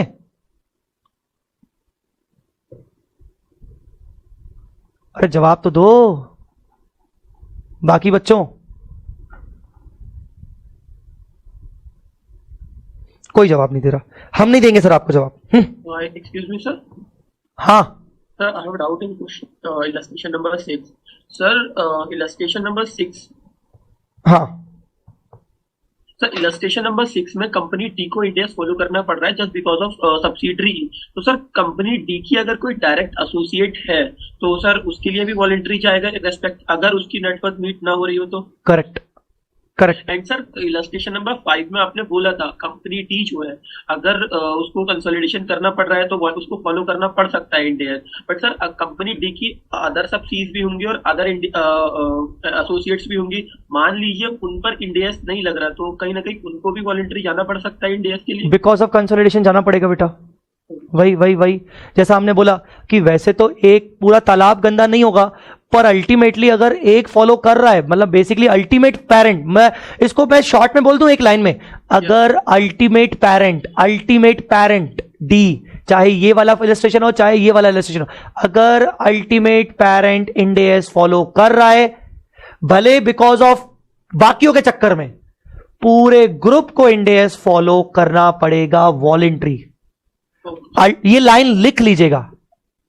अगर ultimate parent Ind AS follow कर रहा है, चाहे because of its own threshold criteria, own listing criteria, चाहे बिकॉज ऑफ सब्सिडरीज थ्रेशोल्ड और listing criteria, other fellow subsidiaries, other associate of that parent, other JVs of that parent, or in short, entire group has to prepare Ind AS voluntary. Simple. Sir voluntary बोलना भी अच्छा नहीं लग रहा आपको, मतलब मजबूरी हो गई बेचारों की। हाँ मजबूरी हो गई बेचारों की।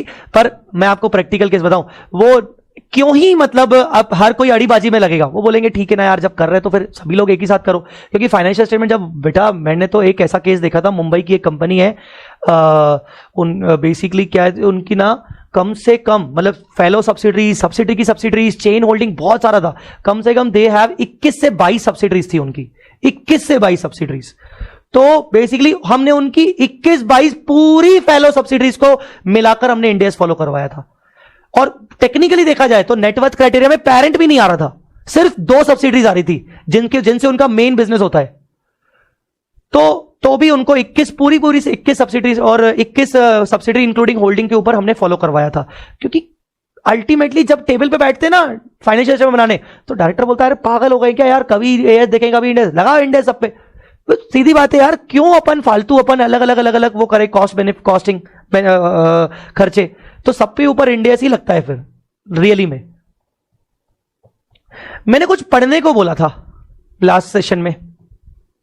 यस मैंने कुछ मैंने कुछ पढ़ के आने को बोला था। ये भी एनबीएफसी की सब्सिडरी पेरेंट वाली बात चल रही है, कुछ इस पे मैंने पढ़ के आने को बोला था।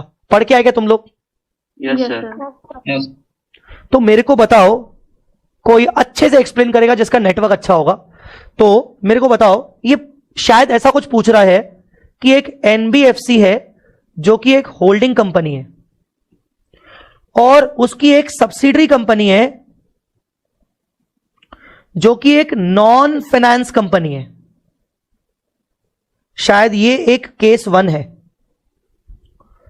और केस 2 अलग है कि एक होल्डिंग कंपनी है जो कि एक नॉन फाइनेंस कंपनी है।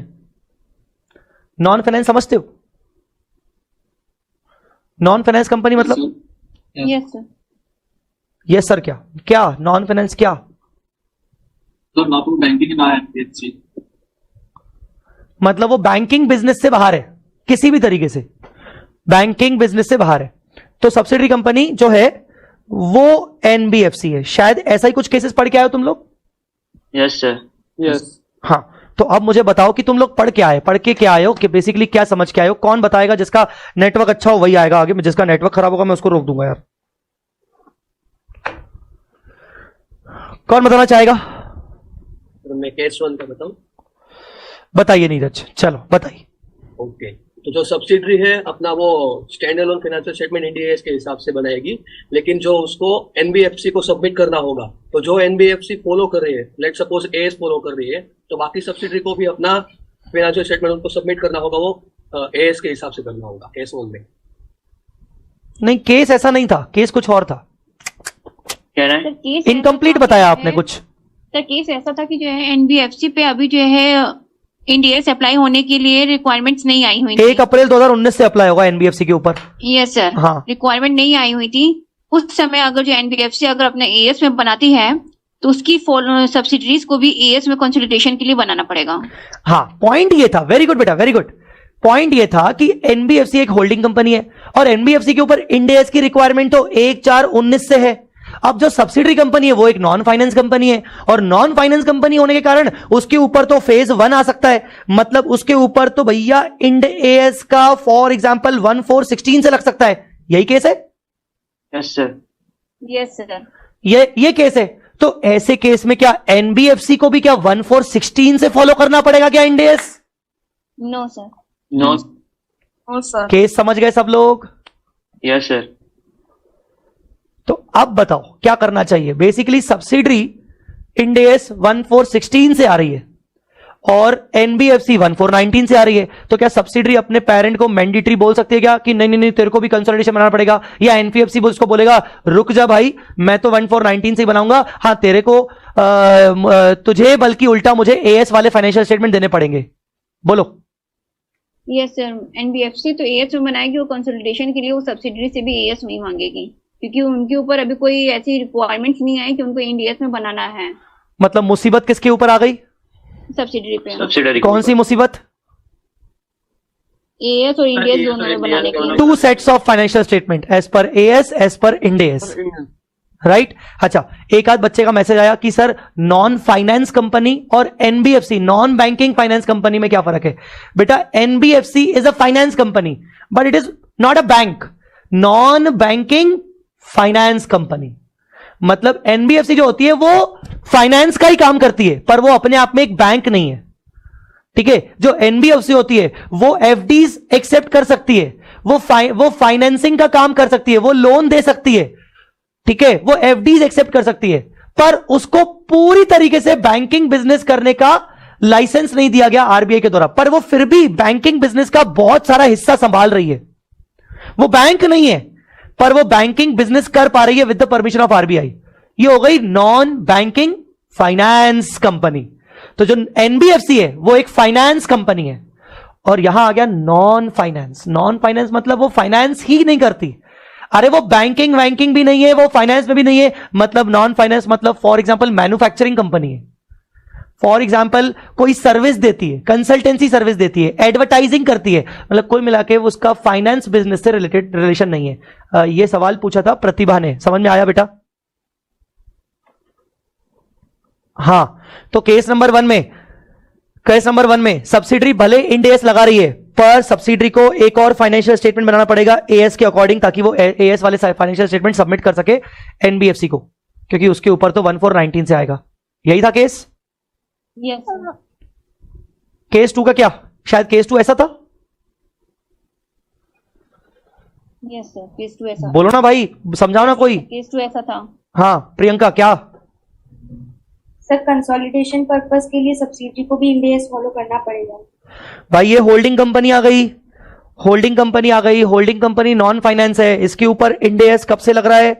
1416 से लग रहा है, जबकि एनबीएफसी के ऊपर कब से लग रहा है? 1419 से लग रहा है। तो क्या करेंगे सर? इसमें भी जो है sir I think holding company को कंसोलिडेशन रिक्वायरमेंट अगर है तो फिर एएस के अकॉर्डिंग कंसोलिडेशन करना पड़ेगा, बिकॉज एनबीएफसी अप्लाई नहीं हो रहा है। एनबीएफसी पे कोई ऐसे रूल्स एंड गाइडेंस नहीं आती कि उनको कैसे इंडियस में बनाना है। ठीक है, मितांशी कुछ बोल रही थी। सर एनबीएफसी को ऐसा नहीं लगेगा कंसोलिडेशन करने जाएंगे तो उसको इंडेक्स के अकॉर्डिंग करना पड़ेगा। Okay, anybody else?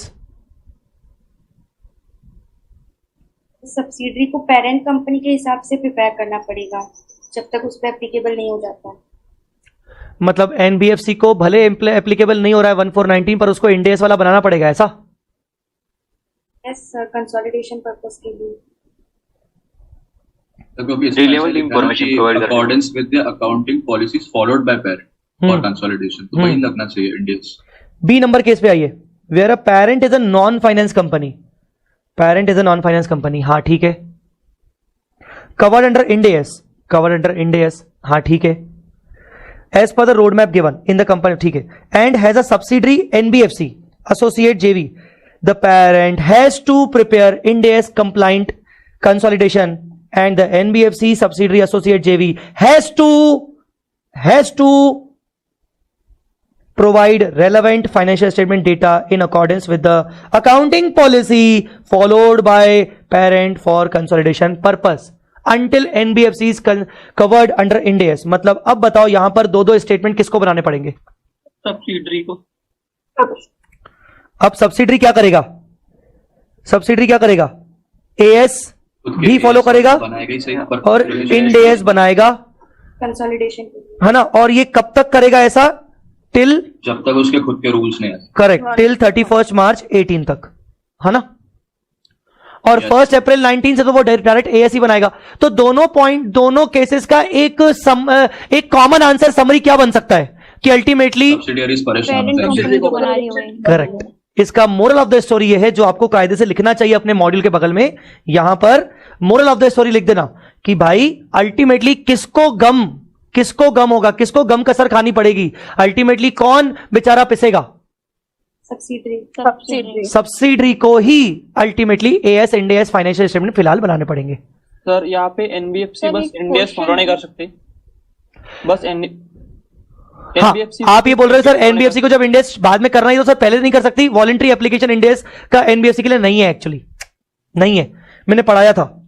अच्छा मैंने पढ़ाया था। एक second. Voluntary adoption is not permitted for, अच्छा ये तो बैंकिंग वालों के लिए, रुक जाओ, कहीं पर मैंने कहां बताया था यार? उसी में लिखा है। हाँ लिखा तो है एनबीएफसी, लिखा तो है यार, लिखा तो है NBFC is not permitted for NBFC. वो वॉलंटरी बेटा नहीं कर सकती, उसको ना एएस अलग से बनाना ही पड़ेगा। नेक्स्ट एक क्वेश्चन है, जैसे आप कह रहे कंसोलिडेशन के लिए इंडियस एनबीएफसी को बनाना पड़ेगा, लेकिन जब उसके रूल्स रेगुलेशन नहीं बनाए, प्रोविजंस के कुछ रूल्स नहीं आए कि किस अकॉर्डिंग प्रोविजन लगाने इंडियस के अकॉर्डिंग, तो फिर वो इंडियस में कैसे प्रिपेयर की होगी? नहीं, रूल रेगुलेशन का मतलब क्या होता है? सारे इंडियस जब तुम्हें मैं पढ़ाना शुरू करूंगा 35 के 35 इंडियस, हर एक इंडियस जब वो एनबीएफसी अपने हिसाब से लगाएगी तो उसके बिजनेस ट्रांजेक्शन पे कोई ना कोई इंडेक्स तो लगे रहा होगा ना। ऐसा थोड़ी है कि भाई एनबीएफसी के लिए दूसरे टाइप के इंडेक्स बनाए गए और लोगों के लिए अलग बनाए गए। एनपीए की प्रोविजन जैसे आपने बोला था कि इंडियस के अकॉर्डिंग बैंकिंग कंपनी के लिए एनबीएफसी को वो एनपीए की प्रोविजन चेंजेस हैं। हाँ, एनबीएफसी के लिए भी होनी चाहिए एनपीए की। सुनो मैंने ये कहा था कि एक इंडियस है फाइनेंशियल इंस्ट्रूमेंट इंडियस 109, उसके अंदर एनपीए के प्रोविजन है, नॉन परफॉर्मिंग एसेट के प्रोविजन है। बैंक्स उसको फॉलो नहीं करना चाहती, आरबीआई ने उसको एनबीएफसी को डंडा पकड़ के फॉलो करवा दिया, क्योंकि एनबीएफसी की वैसे ही कोई औकात नहीं है आरबीआई के सामने, ठीक है। पर पॉइंट ये है कि मैंने ये भी कहा था कि बैंक को भी कहीं ना कहीं झुकना पड़ेगा, वो आएंगे, हालांकि उनके लिए कुछ हो सकता है अमेंडमेंट लाए जाए, पर फिलहाल जब तक बैंक फॉलो नहीं कर रहा है और एनबीएफसी फॉलो कर रहा है, कोई घंटा कोई अमेंडमेंट नहीं, मतलब जैसा इंडेक्स में कहा गया है एनबीएफसी वैसा फॉलो कर रही है। ओके, मतलब आरबीआई तो चाहता है कि साला मरे भले ही एनबीएफसी, क्योंकि पॉइंट क्या है, एनबीएफसी की हरकतें भी बहुत सारी अलग अलग होती हैं। ये साले बहुत महंगे महंगे रेट पर लोन दे देते हैं, 18%, 20% 25% पे, ठीक है ना, और बिना डॉक्यूमेंटेशन के दे देते हैं। अगर आप तो आर्टिकलशिप में हो यार, आपने तो देखे होंगे यार कुछ क्लाइंट्स लोग यार, मतलब कुछ लोग हो सकता है कुछ लोगों ने देखा हो, नोटिस किया हो एनबीएफसी का वे ऑफ डूइंग बिजनेस कैसा होता है, ऑपरेटिंग कैसा होता है। सो बेसिकली एनबीएफसी के बारे में आरबीआई कभी सोचेगा भी नहीं, अबे तू हट छोड़, लगा जो लगाना पड़ेगा तेरे को। RBI is more concern about their banks, basically वहां वो लोग अर्थव्यवस्था संभाल रहे हैं इंडिया की। एनबीएफसी कोई अर्थव्यवस्था नहीं संभाल रहा है, एनबीएफसी बल्कि और खराब कर रहा है और उनके एनबीएस बढ़ा रहा है, तो वो तो करने पड़ेगा उसको। और जब चेंज होंगे रूल्स तो फिर वो सबके लिए होंगे, फिर वो खाली बैंक के लिए क्यों होंगे? फिर जब चेंज होंगे तो वो सबके लिए होंगे, फिर नॉन बैंकिंग क्या, नॉन फाइनेंस क्या, सबके लिए होंगे। तो मुझे बताओ, कंक्लूजन ड्रॉ करें, conclusion, what is the conclusion दोनों केसेस में? सब्सिडी को पेरेंट्स कंपनी के लिए इंडिया से तो जो है सब्सिडी को बनाना ही पड़ेगा। Correct, in both above cases only subsidiary has to prepare both AS and Ind AS financial statements for their holding company till actual Ind AS applies to them individually। ये sheet चाहिए रहेगी ना आपको? Yes sir, बाद में मतलब मैं share कर दूंगा, क्लास के लास्ट में मुझे याद दिला देना। So this is the conclusion, you can write this conclusion here also, I must recommend, यहां पर तुम लोग का कंक्लूजन आ जाना चाहिए किताब में, ठीक है। अब इलस्ट्रेशन 8 उसी पे है, ये तुम्हारा होमवर्क है, कर लेना, वो उसी पे है बेसिकली, अगर करके आओगे तो अच्छी बात है। हाँ जी बोलिए सर। पेज 29 की लास्ट लाइन पे तो कॉन्ट्राडिक्टरी स्टेटमेंट हो गया, फिर इट इंप्लाइज वाला, that NBFC subsidiary associate joint venture circle shall continue to prepare yes until, हाँ तो ठीक है ना, कहां कॉन्ट्राडिक्टरी हुआ, कहां कॉन्ट्राडिक्टरी हुआ? मतलब वो एएसबी फॉलो करती रहेगी, एएसबी फॉलो करती रहेगी जब तक उनके ऊपर इंडेक्स पूरी तरीके से नहीं लग जाता। तो ये तो हमने देखा ना ऊपर, ये देखा ना हमने ऊपर, एएस फॉलो करती रहेंगी जब तक उनके ऊपर इंडेक्स नहीं लग जाता। सर केस 2 में, केस 2 में हाँ, क्या प्रॉब्लम? एएस फॉलो करती रहेगी जब तक उनके ऊपर इंडेक्स नहीं लग जाता। मैंने भी देखा टिल 31 मार्च 18 वो एएस इंडेक्स एड्स इंडेक्स दोनों बनाती रहेगी अपनी होल्डिंग के लिए। ओके सर, कोई कॉन्ट्राडिक्टरी नहीं है। ठीक है सर।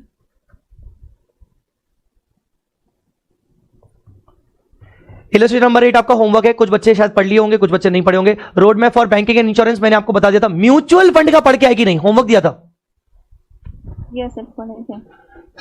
म्यूचुअल फंड का कुछ पढ़ के आएगी नहीं तुम लोग? कोई नहीं पढ़ के आया? आया सर, पढ़ के। हाँ, क्या बोल रहे हो भाई? म्यूचुअल फंड में क्या है? इंडेक्स लगेगा कि नहीं लगेगा? From 1st April 2023।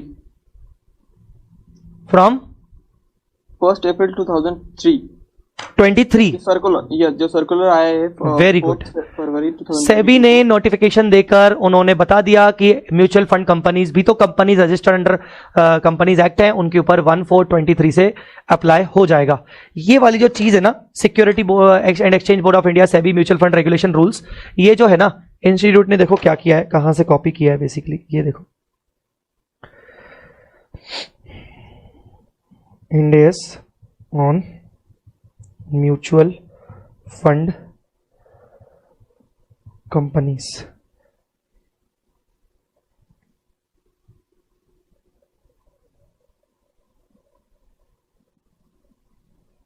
केपीएमजी जानते हो तुम? KPMG, yes sir. Yes sir, yes sir. इस लाइन को पढ़ो, मैं लाइन को पढ़ रहा हूं और तुम अपनी मॉड्यूल की लाइन को पढ़ो। The Securities Exchange Board of India Mutual Fund Regulation 1996, the MF regulation by lay down the regulatory framework for operation and functioning of mutual funds, MFs. The MF regulations are amended by SEBI from time to time to enhance transparency, disclosures, to address emerging issues, to protect the interest of investors and to strengthen the regulatory framework of MFs.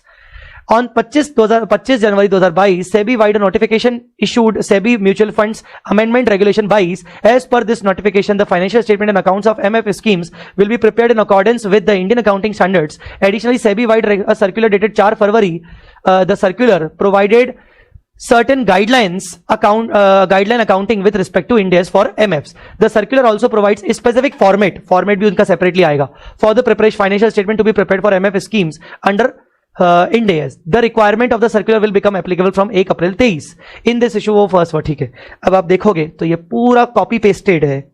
अगर आप देखोगे तो पूरा copy pasted है आपका ये वाला इनका ये देख पा रहे हो क्या आप लोग? Yes sir, yes sir. कहाँ का है सर वो जो अभी दिखा है, वो कहाँ से? केपीएमजी। केपीएमजी का आपने कहाँ से पढ़ लिया सर यहाँ जाके? तो कब पढ़ लेते हो आप ये सब? पार्टी करने भी जाते हो मैम के साथ, ये भी पढ़ते हो? कब क्या क्या कर लेते हो? पढ़ते हो मतलब वो तो पढ़ना पड़ता है ना बेटा। अब एक बात बताओ, मैं अच्छे से नहीं पढ़ूंगा, मैं प्रिपेयर नहीं करूंगा तो मैं तुम लोगों को कैसे पढ़ाऊंगा? मुझे बताओ। पार्टी में भी सर गूगल करते रहते होंगे।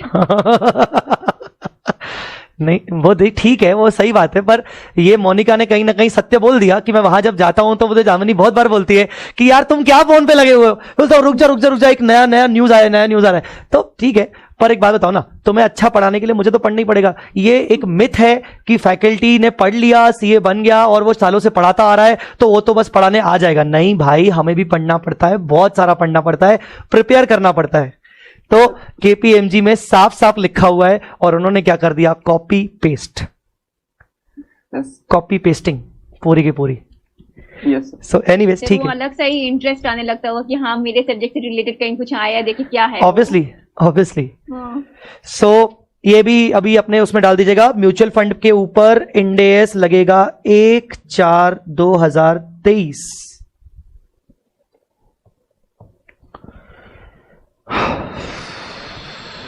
ऑल राइट, यहां तक बातें हो गई हमारी बेसिकली इंडेस के एप्लीकेबिलिटी की। यहां तक हमारी बातें हो गई इंडेस के एप्लीकेबिलिटी की।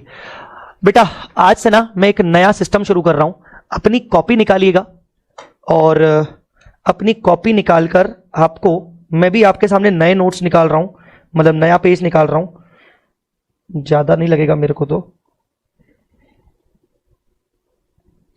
अपन रोज के रोज 5 इंडेस के नाम लिखेंगे और क्यूमुलेटिव बेसिस पे याद करेंगे। कुल मिला के 35 इंडेस हैं। मैं जिस दिन भूलूंगा उस दिन आपको मुझे याद दिलाना है, क्योंकि कभी कभार मैं भूल भी जाऊंगा।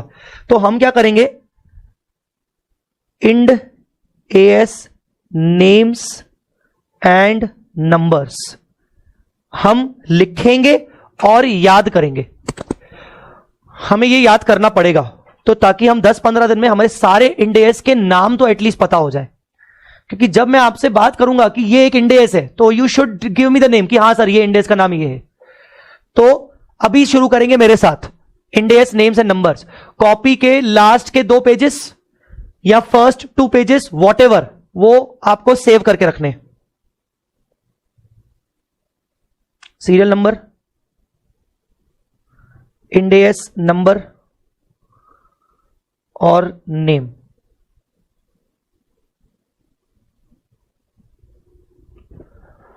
चलो मैं शुरू करूं।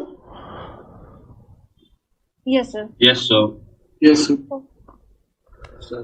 सबसे पहले इंडेस 1,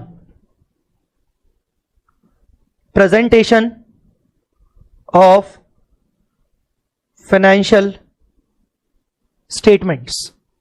प्रेजेंटेशन ऑफ फाइनेंशियल स्टेटमेंट्स। अच्छा जी, सीए इंटर में कोई उसका रेलेवेंट एएस था तो वो तुम बताओगे।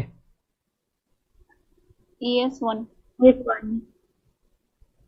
थोड़ा बहुत AS1, थोड़ा बहुत। Presentation and preparation of financial. एक और AS था, framework and preparation of financial. AS1 था disclosure of accounting policy actually. एक और AS था जो इस इंडिया से रिलेटेड हो सकता है। 29 था क्या? AS5 sir. Very good. AS5, net profit loss for the period prior period items and changes in accounting policies. Yes sir. हालांकि AS5 का रेफरेंस दूसरे इंडियन में भी आएगा, पर इसमें भी है। चलो आगे बढ़ते हैं। नेक्स्ट, ये तो तुम बता ही दोगे। इंडेस 2, इन्वेंट्रीज। इन्वेंट्री। बताओ भाई, रेलेवेंट AS। AS2। AS2।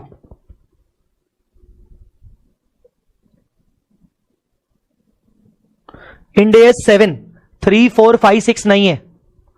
3, 4, 5, 6 नहीं है। इंडेस 7,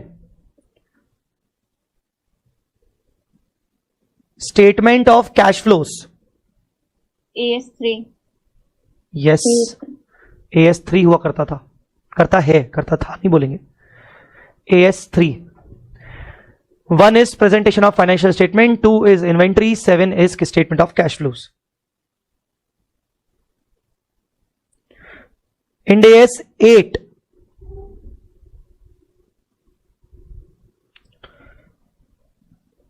accounting policies,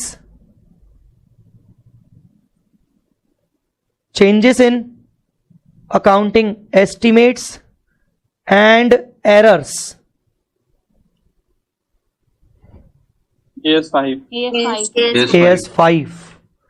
AS5 का नाम था net profit loss for the period, जिसका पोर्शन आपके ऊपर में कवर हो गया।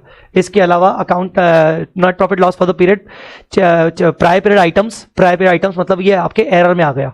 And changes in accounting policies, वो आपका इसमें आ गया।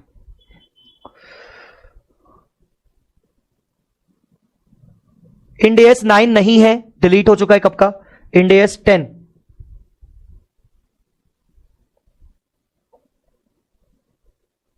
events after the reporting period। AS4 correct. पूरी लिस्ट बनेगी, ध्यान रखना 35 इंडेस है तो 2 या 3 पेजेस छोड़ के रखने पड़ेंगे आपको, 2-3 पेजेस छोड़ के रखने पड़ेंगे, ध्यान रखिएगा। तो चलो, नाम है 5।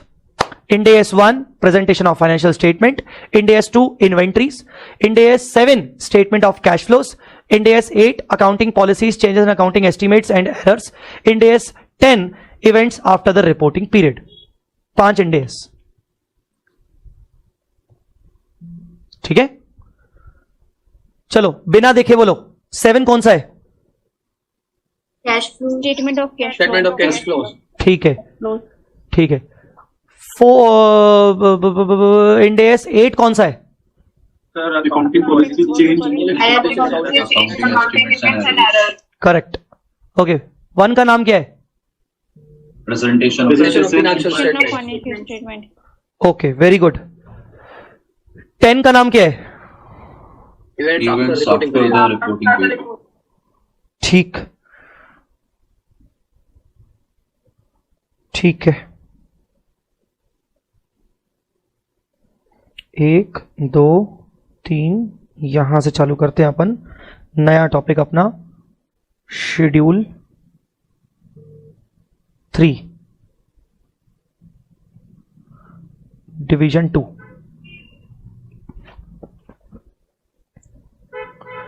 Schedule 3 division 2, format of division 2 to schedule 3 to the companies act structure.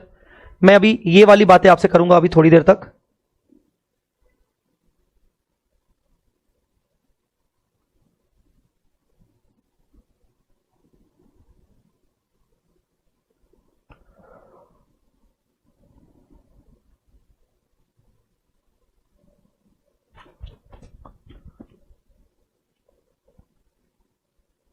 Sir ji, first shipment कब तक आएगा, कुछ एस्टिमेट टाइम? मैं आज शाम तक आपको इसमें ग्रुप पे डाल दूंगा। मेरे को एक बार कंफर्मेशन लेना है अपने उससे, मैं आज शाम तक डाल दूंगा, बता दूंगा।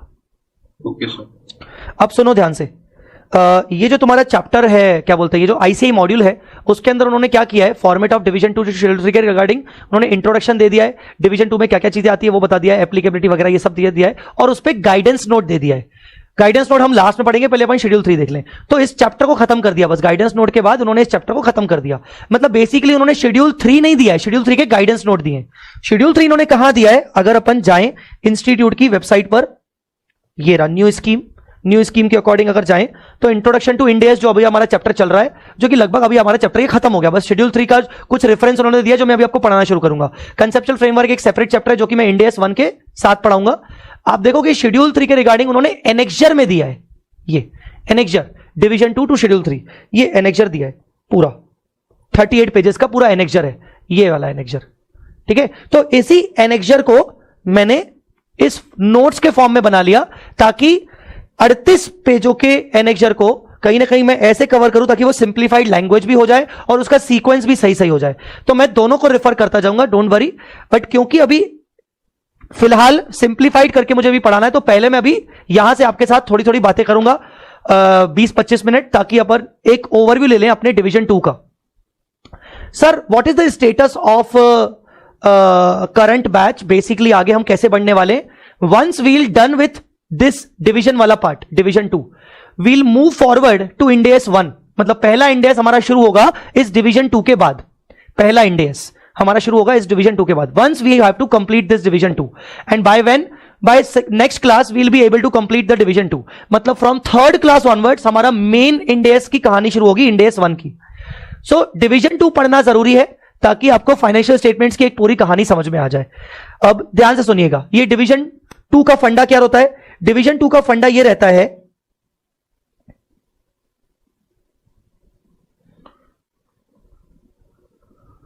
डिवीजन 2 या डिवीजन इसका फंडा ये रहता है कि शेड्यूल 3 में 3 डिविजन्स बनाए गए हैं, डिवीजन 1, डिवीजन 2 और डिवीजन 3। जो डिवीजन 1 है वो एएस बेस्ड फाइनेंशियल स्टेटमेंट्स का फॉर्मेट है। डिवीजन 2 जो है वो है इंडेस बेस्ड फाइनेंशियल स्टेटमेंट्स का format and guidelines and instructions. और जो डिवीजन 3 है वो रिजर्व रखा गया है बैंकिंग इंश्योरेंस कंपनीज के लिए। डिवीजन 3 रिजर्व रखा गया है बैंकिंग इंश्योरेंस के लिए। मतलब कहीं ना कहीं आगे चल के ये डिवीजन 3 भी बैंकिंग वालों के लिए ही अलग से इंडेस वगैरह, क्योंकि उनके लिए भी फॉर्मेट, उनके ऊपर अगर आगे चल के इंडेस लगेगा भी तो भी उनका फॉर्मेट थोड़ा सा चेंज होगा। तो बैंकिंग इंश्योरेंस के लिए एक सेपरेट फॉर्मेट यहां पर बनाया गया है डिवीजन 3। हमारे सिलेबस में सिर्फ और सिर्फ डिवीजन 2 एप्लीकेबल है, ये हमारे सिलेबस में है। ये आपके डिवीजन 1 जो था वो सीए इंटर में था, डिवीजन 3 अभी तक हमारे सिलेबस में नहीं है क्योंकि इंडेस अभी इनके ऊपर आया ही नहीं है। तो हमारा सिलेबस बात करता है डिवीजन 2 के ऊपर। मतलब डिवीजन 2 अभी जो मैं आपको पढ़ा रहा हूं वो इंडेस बेस्ड फाइनेंशियल स्टेटमेंट्स की बात करवा रहा हूं और उसके रिगार्डिंग उसके इंस्ट्रक्शंस की बात करवा रहा हूं। ठीक है, अब आप ध्यान से सुनिएगा, डिवीजन 2 के अंदर क्या क्या कवर होने वाला है? डिवीजन 2 के अंदर बेसिकली बैलेंस शीट की बातें कवर होने वाली हैं, P&L की बातें कवर होने वाली हैं, उसके रिगार्डिंग उनके इंस्ट्रक्शंस की बातें कवर होने वाली है, कंसोलिडेटेड फाइनेंशियल स्टेटमेंट्स की बातें कवर होने वाली है कि कैसे बनाए जाते हैं, कैसे कैसे होगा। ये सब करने से पहले मैं आपको एक बैलेंस शीट का फॉर्मेट दिखाना चाहूंगा। ये आपके सामने आपको बैलेंस शीट दिख रही होगी फॉर्मेट वाइज। बैलेंस शीट देखकर आपको कोई चेंज लग रहा है जो आप इंटर में पढ़ के आए थे? बैलेंस शीट में कोई बदलाव दिख रहे हैं कि बैलेंस शीट वैसी ही दिख रही है?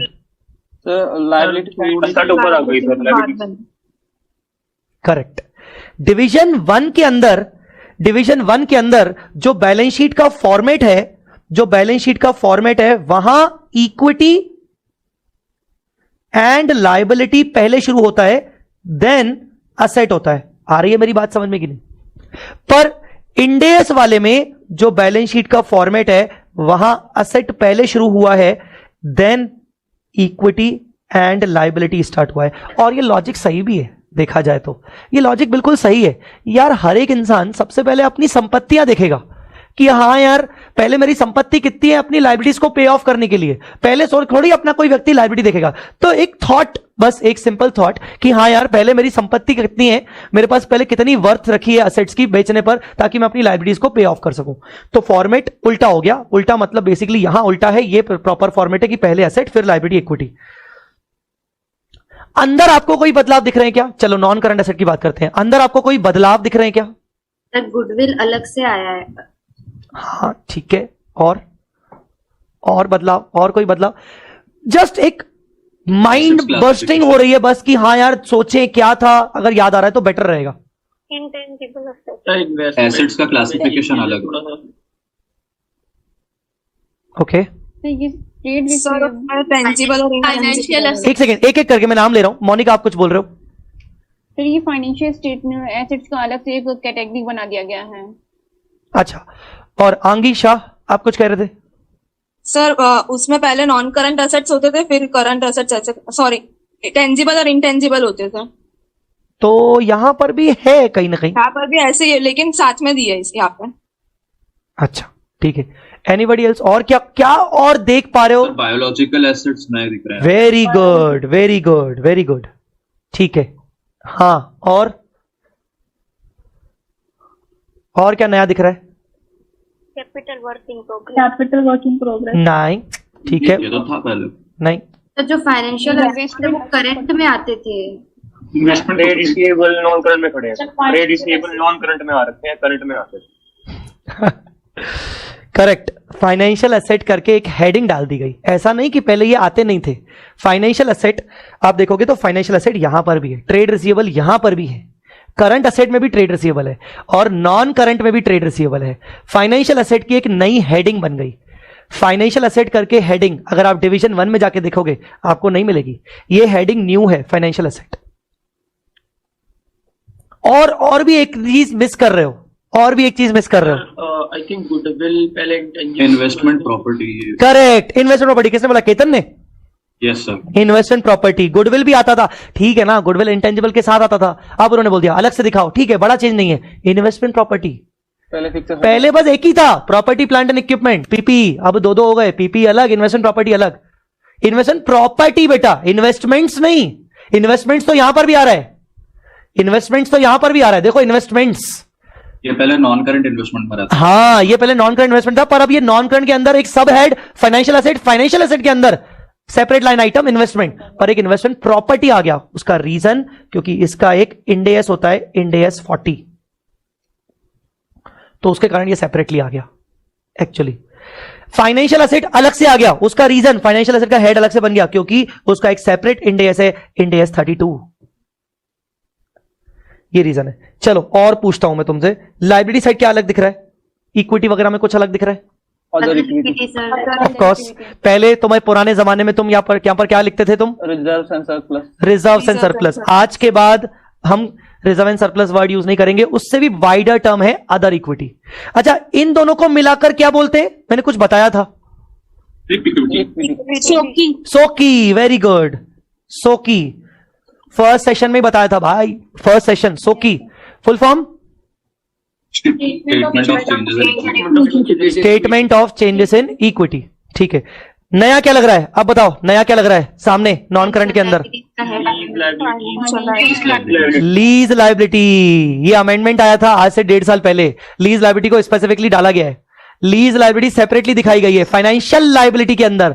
खुद अपने आप में ये हेडिंग भी न्यू है, हेडिंग ही नया है, हेडिंग ही नया है। नया फाइनेंशियल असेट करके जैसे था वैसे फाइनेंशियल लायबिलिटी, पर फाइनेंशियल लायबिलिटी डिवीजन 2 में था जो डिवीजन 1 में तुमने नहीं पढ़ा, पर उसके अंदर लीज लायबिलिटी और भी नया आ गया, एक और उन्होंने वर्ड डाल दिया।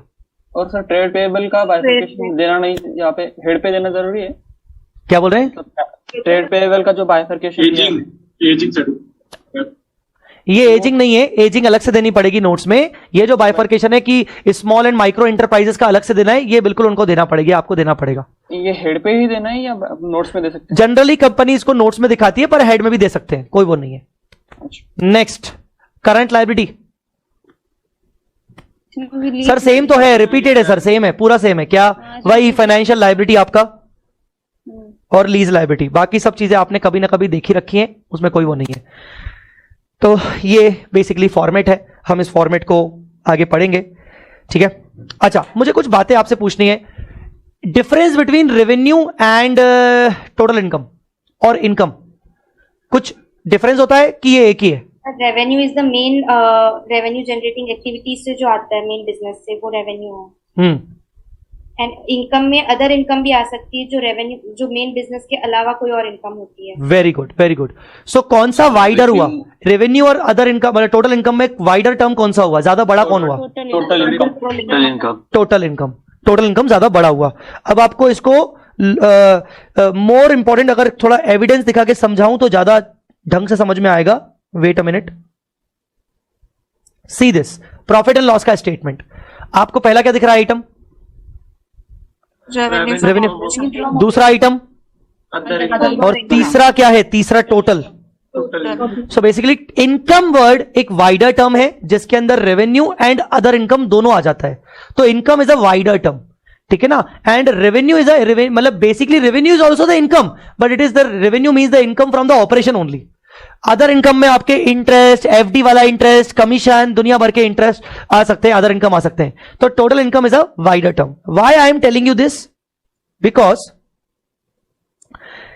हमें शेड्यूल 3 के हिसाब से बैलेंस शीट बनाने के लिए राउंडिंग ऑफ रूल्स समझने पड़ेंगे, राउंडिंग ऑफ रूल समझने पड़ेंगे। उसमें राउंडिंग ऑफ रूल्स का जो थ्रेशोल्ड लिमिट है वो किसके ऊपर बेस्ड है?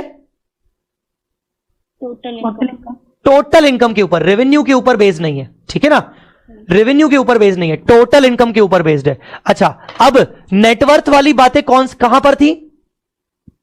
नेटवर्थ वाली बातें एप्लीकेबिलिटी ऑफ इंड एस पे थी। But once Ind AS is applicable, अब आपको राउंडिंग ऑफ कैसे करना है? उसके लिए नेटवर्थ नहीं, उसके लिए क्या चाहिए? टोटल इनकम चाहिए। तो आपको नेटवर्थ चलना पड़ेगा, आपको नेटवर्थ लगाना पड़ेगा। अच्छा, नेटवर्थ के रूल्स पहले समझ लेते हैं कि नेटवर्थ के रूल्स क्या है।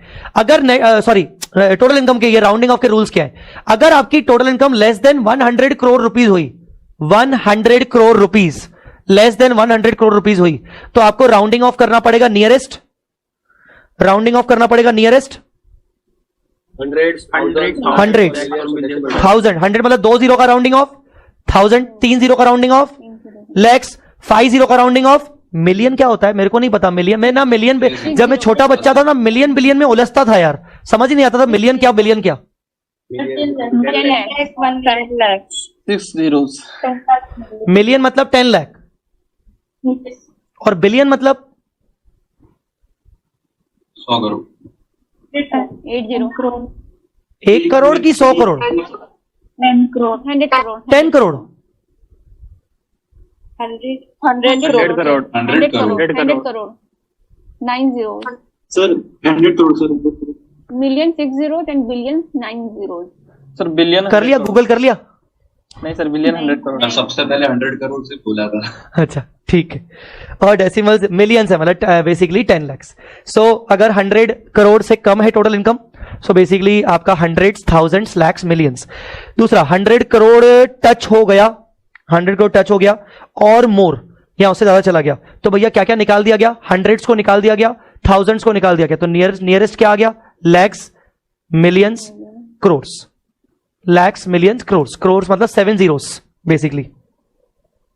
कुछ दिन पहले मैंने आपको सन टीवी की बैलेंस शीट दिखाई थी।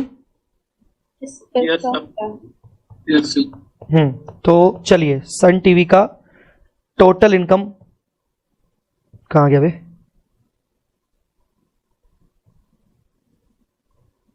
ये हो गई बैलेंस शीट। हाँ भाई चेक करो टोटल इनकम 3749.64 क्या लिखा है? Crore. Rupees in crores. All amounts are in crores.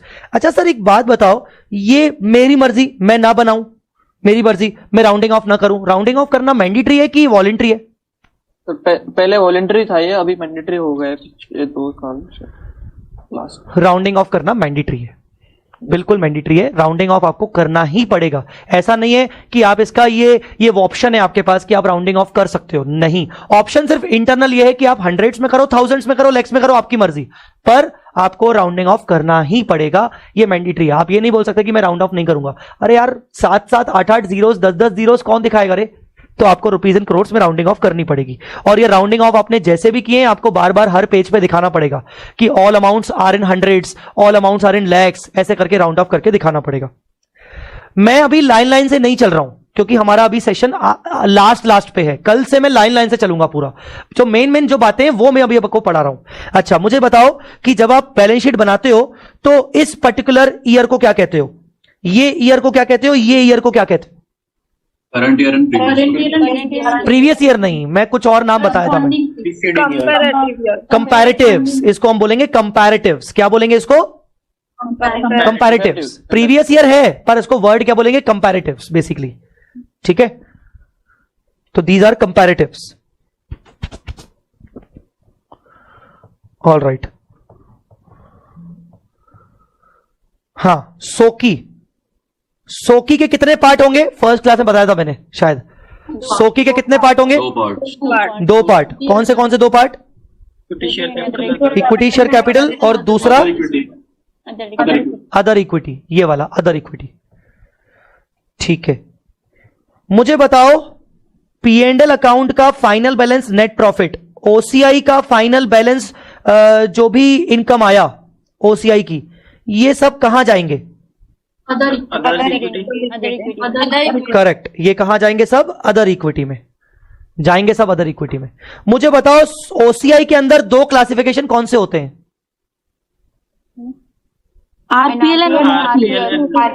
NRPL, RPL full form reclassified to P&L, not to be reclassified to P&L। ठीक है,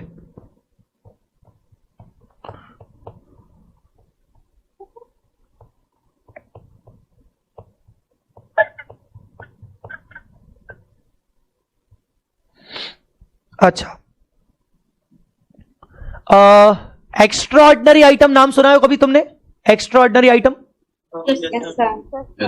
कहां सुना है तुमने नाम? थोड़ा मुझे बताना। एक्स्ट्रा ऑर्डिनरी आइटम तुमने इंटरमीडिएट लेवल पर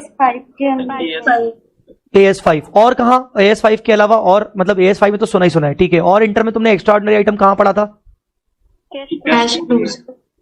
कैश फ्लो, हाँ ठीक है, पर मैं कुछ और पूछना चाह रहा हूं, मतलब मैं रिलेवेंस उसका कुछ कहीं और जानना चाहता हूं।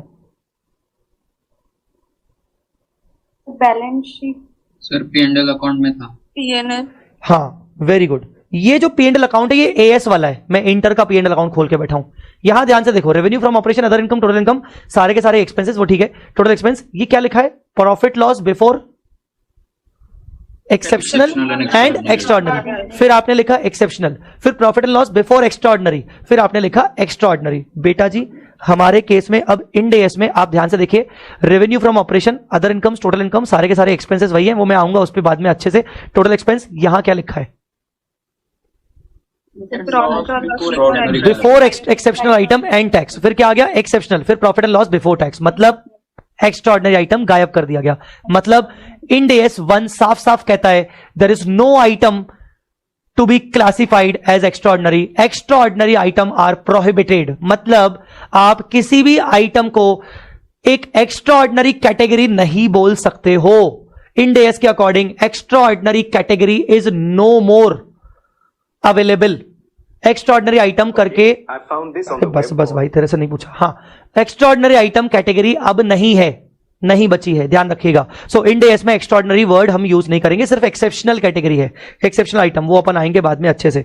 अच्छा एक चीज पूछूंगा, बहुत इंपॉर्टेंट है, यहां ये क्यों लिखा है profit loss for the period from continuing operation, और फिर नीचे उन्होंने profit loss from discontinued operation, उसका डायरेक्टली टैक्स, मतलब मुझे कोई इसका इंपॉर्टेंस, इसका रेलेवेंस समझाए, मेरे को नहीं समझ में आ रहा कि ये कंटिन्यूइंग फिर डिसकंटिन्यूइंग मतलब बेसिकली क्या है और इसको किस सेंस में बोला गया है। सर एएस भी बोलता था अपना कि डिसकंटिन्यू ऑपरेशन से हमें रेवेन्यू भी दिखाना है, एएस भी बोलता था, वेरी गुड, एएस भी बोलता था डिसकंटिन्यूड और कंटिन्यूड करके, पर मुझे उस पे बारे में बात करनी है कि फिर कंटिन्यूइंग के अंदर क्या क्या दिखाएंगे और डिसकंटिन्यूड के अंदर क्या क्या दिखाएंगे, मैं थोड़ा सा उस पर डिटेल में बात करना चाह रहा हूं। सर कुछ बिजनेस से कुछ ऑपरेशन है जो हम फ्यूचर में ऐसा हो सकता है कि बंद करने वाले हैं, तो उसका जो रेवेन्यू है, उसका जो उससे जो इनकम है वो अलग से दिखाने के लिए वैसा बाइफरकेशन देना पड़ता है। फ्यूचर में बंद करने वाले हैं कि बंद कर लिए हैं करंट ईयर में? बंद कर चुके हैं, उनको डिसकंटिन्यूड ऑपरेशन में दिखाएंगे, वो जो ऑपरेशन हमारे कंटिन्यू है, जो चल रहा है वो कंटिन्यू ऑपरेशन। मेरा सवाल एक दूसरा भी है कि ठीक है कंटिन्यूइंग ऑपरेशंस हो गया, डिसकंटिन्यू हो गया, मेरा सवाल ये है कि मैं जब थोड़ा ध्यान से इसको देख रहा हूं तो कंटिन्यूइंग ऑपरेशन से पहले क्या आया, टैक्स आया, टैक्स से पहले प्रॉफिट आया, प्रॉफिट से पहले एक्सेप्शनल, ये सब आया, इसके सारे एक्सपेंसेस आए, इसकी सारी इनकम्स आई, बट डिसकंटिन्यूड के केस में direct profit loss from discontinued operation आ गया और टैक्स आ गया। तो मेरा सवाल ये है कि जो ये रेवेन्यू है, ये रेवेन्यू कौन सा वाला है, सिर्फ कंटिन्यूइंग वाला है कि इसके अंदर दोनों है? कंटिन्यूइंग वाला है, दोनों नहीं सर, कंटिन्यू।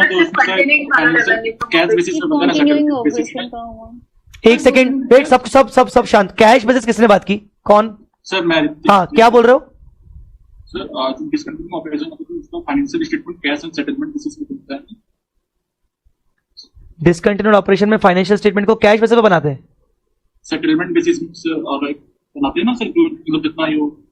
वो जब गोइंग कंसर्न बंद हो जाए आपकी पूरी फॉर्म का, है ना, वो गोइंग कंसर्न वाला केस है माय डियर। गोइंग कंसर्न अगर जिस दिन आपकी कंपनी का बंद हो गया, आपको लगा कि नहीं अब हमारी कंपनी आगे नहीं चलेगी, company not a particular operation, ठीक है, यहां डिसकंटिन्यूड ऑपरेशन मतलब मेरा एक पर्टिकुलर डिपार्टमेंट, मेरा एक पर्टिकुलरली यूनिट, वो मैं बंद कर रहा हूं, या एक सेगमेंट बंद कर रहा हूं। फॉर एग्जाम्पल आपने आईटीसी का नाम सुना होगा, आईटीसी, यस सर, उसके अलग अलग सेगमेंट्स हैं, उसके अलग अलग ऑपरेशंस हैं, ठीक है ना। आईटीसी अपना एक पर्टिकुलर सेगमेंट को मान लो बंद कर रही है, कंपनी थोड़ी बंद हो रही है, गोइंग कंसर्न थोड़ी बंद हो रहा है, तो आप वो थोड़ा सा लिंकिंग गलत कर रहे हो, ठीक है ना। तो कैश बेसिस कहीं से नहीं आएगा प्लीज, ठीक है। चलो वापस आते हैं। हाँ तो ये रेवेन्यू फ्रॉम ऑपरेशन कंटिन्यूइंग की टोटल तो let me clear this is only of continuing, this does not include discontinued. Yes ध्यान से सुनिएगा, revenue from operation only continuing, other income only continuing, all expenses only continuing, exceptional item only continuing, taxes only continuing, then you got profit loss for the period from continuing. As far as discontinued is concerned, you don't need to show revenue on the face, you don't need to show all the expenses on the face, you just need to show the net profit or loss and the tax expense thereof, only the tax part and the net profit. Sir तो revenue कहां दिखाएंगे? Notes में, यहां note number जो भी आएगा 15 या 16 whatever, notes के अंदर तू उसका रेवेन्यू दिखाएगा, नोट्स के अंदर तू उसके एक्सपेंसेस दिखाएगा, नोट्स के अंदर तू उसकी वर्किंग दिखाएगा, पर तू फेस पे उसके रेवेन्यूज नहीं दिखाएगा, उसके एक्सपेंसेस नहीं दिखाएगा, सिर्फ उसका नेट प्रॉफिट लॉस दिखाएगा और टैक्स एक्सपेंस दिखाएगा। ध्यान रखना इस चीज को, ये डिसकंटिन्यूड का अलग से आएगा, रेवेन्यू फ्रॉम ऑपरेशन मतलब आई मीन टू से कि ये जितना भी पोर्शन है ये पूरा का पूरा कंटिन्यूइंग है, कंटिन्यूइंग ऑपरेशन ओनली, ध्यान रखिएगा, ये डिसकंटिन्यूड नहीं है। सर अगर डिसकंटिन्यू इसी ईयर हुआ है, यानी अगर मिड ईयर में डिसकंटिन्यू हुआ तब भी ऐसे ही तब भी सर, पर ऐसा क्यों सर? मैं बताता हूं ऐसा क्यों। इंड एस 105 का नाम है non current assets held for sale and discontinued operations. 105 कहता है कि अगर आपने करंट ईयर में कोई ऑपरेशन डिसकंटिन्यू किया है तो आप उसके रिजल्ट्स को सिर्फ फेस पे दिखाओ, बाकी उसकी वर्किंग वगैरह पूरी अलग से दिखाओगे। तो 105 इंड एस अप्लीकेबल है उसके ऊपर इस वजह से, और 105 में हम पढ़ेंगे कि उसका क्या क्या हमें ट्रीटमेंट करना है। सो बेसिकली डिसकंटिन्यूड ऑपरेशन के ऊपर एक इंड एस है, इसीलिए हम उसके अकॉर्डिंग उसको फॉलो करते हैं। ठीक है, यस ऑल राइट। तो ये डिसकंटिन्यूड आ गया। फिर मुझे बताओ, प्रॉफिट एंड लॉस के दो सेक्शंस होते हैं, एक P&L और एक दूसरा सेक्शन का नाम उसका छोटा भाई OCI, other comprehensive income. Profit and loss is divided into two sections. The first section normal profit and loss, the second section is OCI। Now tell me what is the meaning of this term?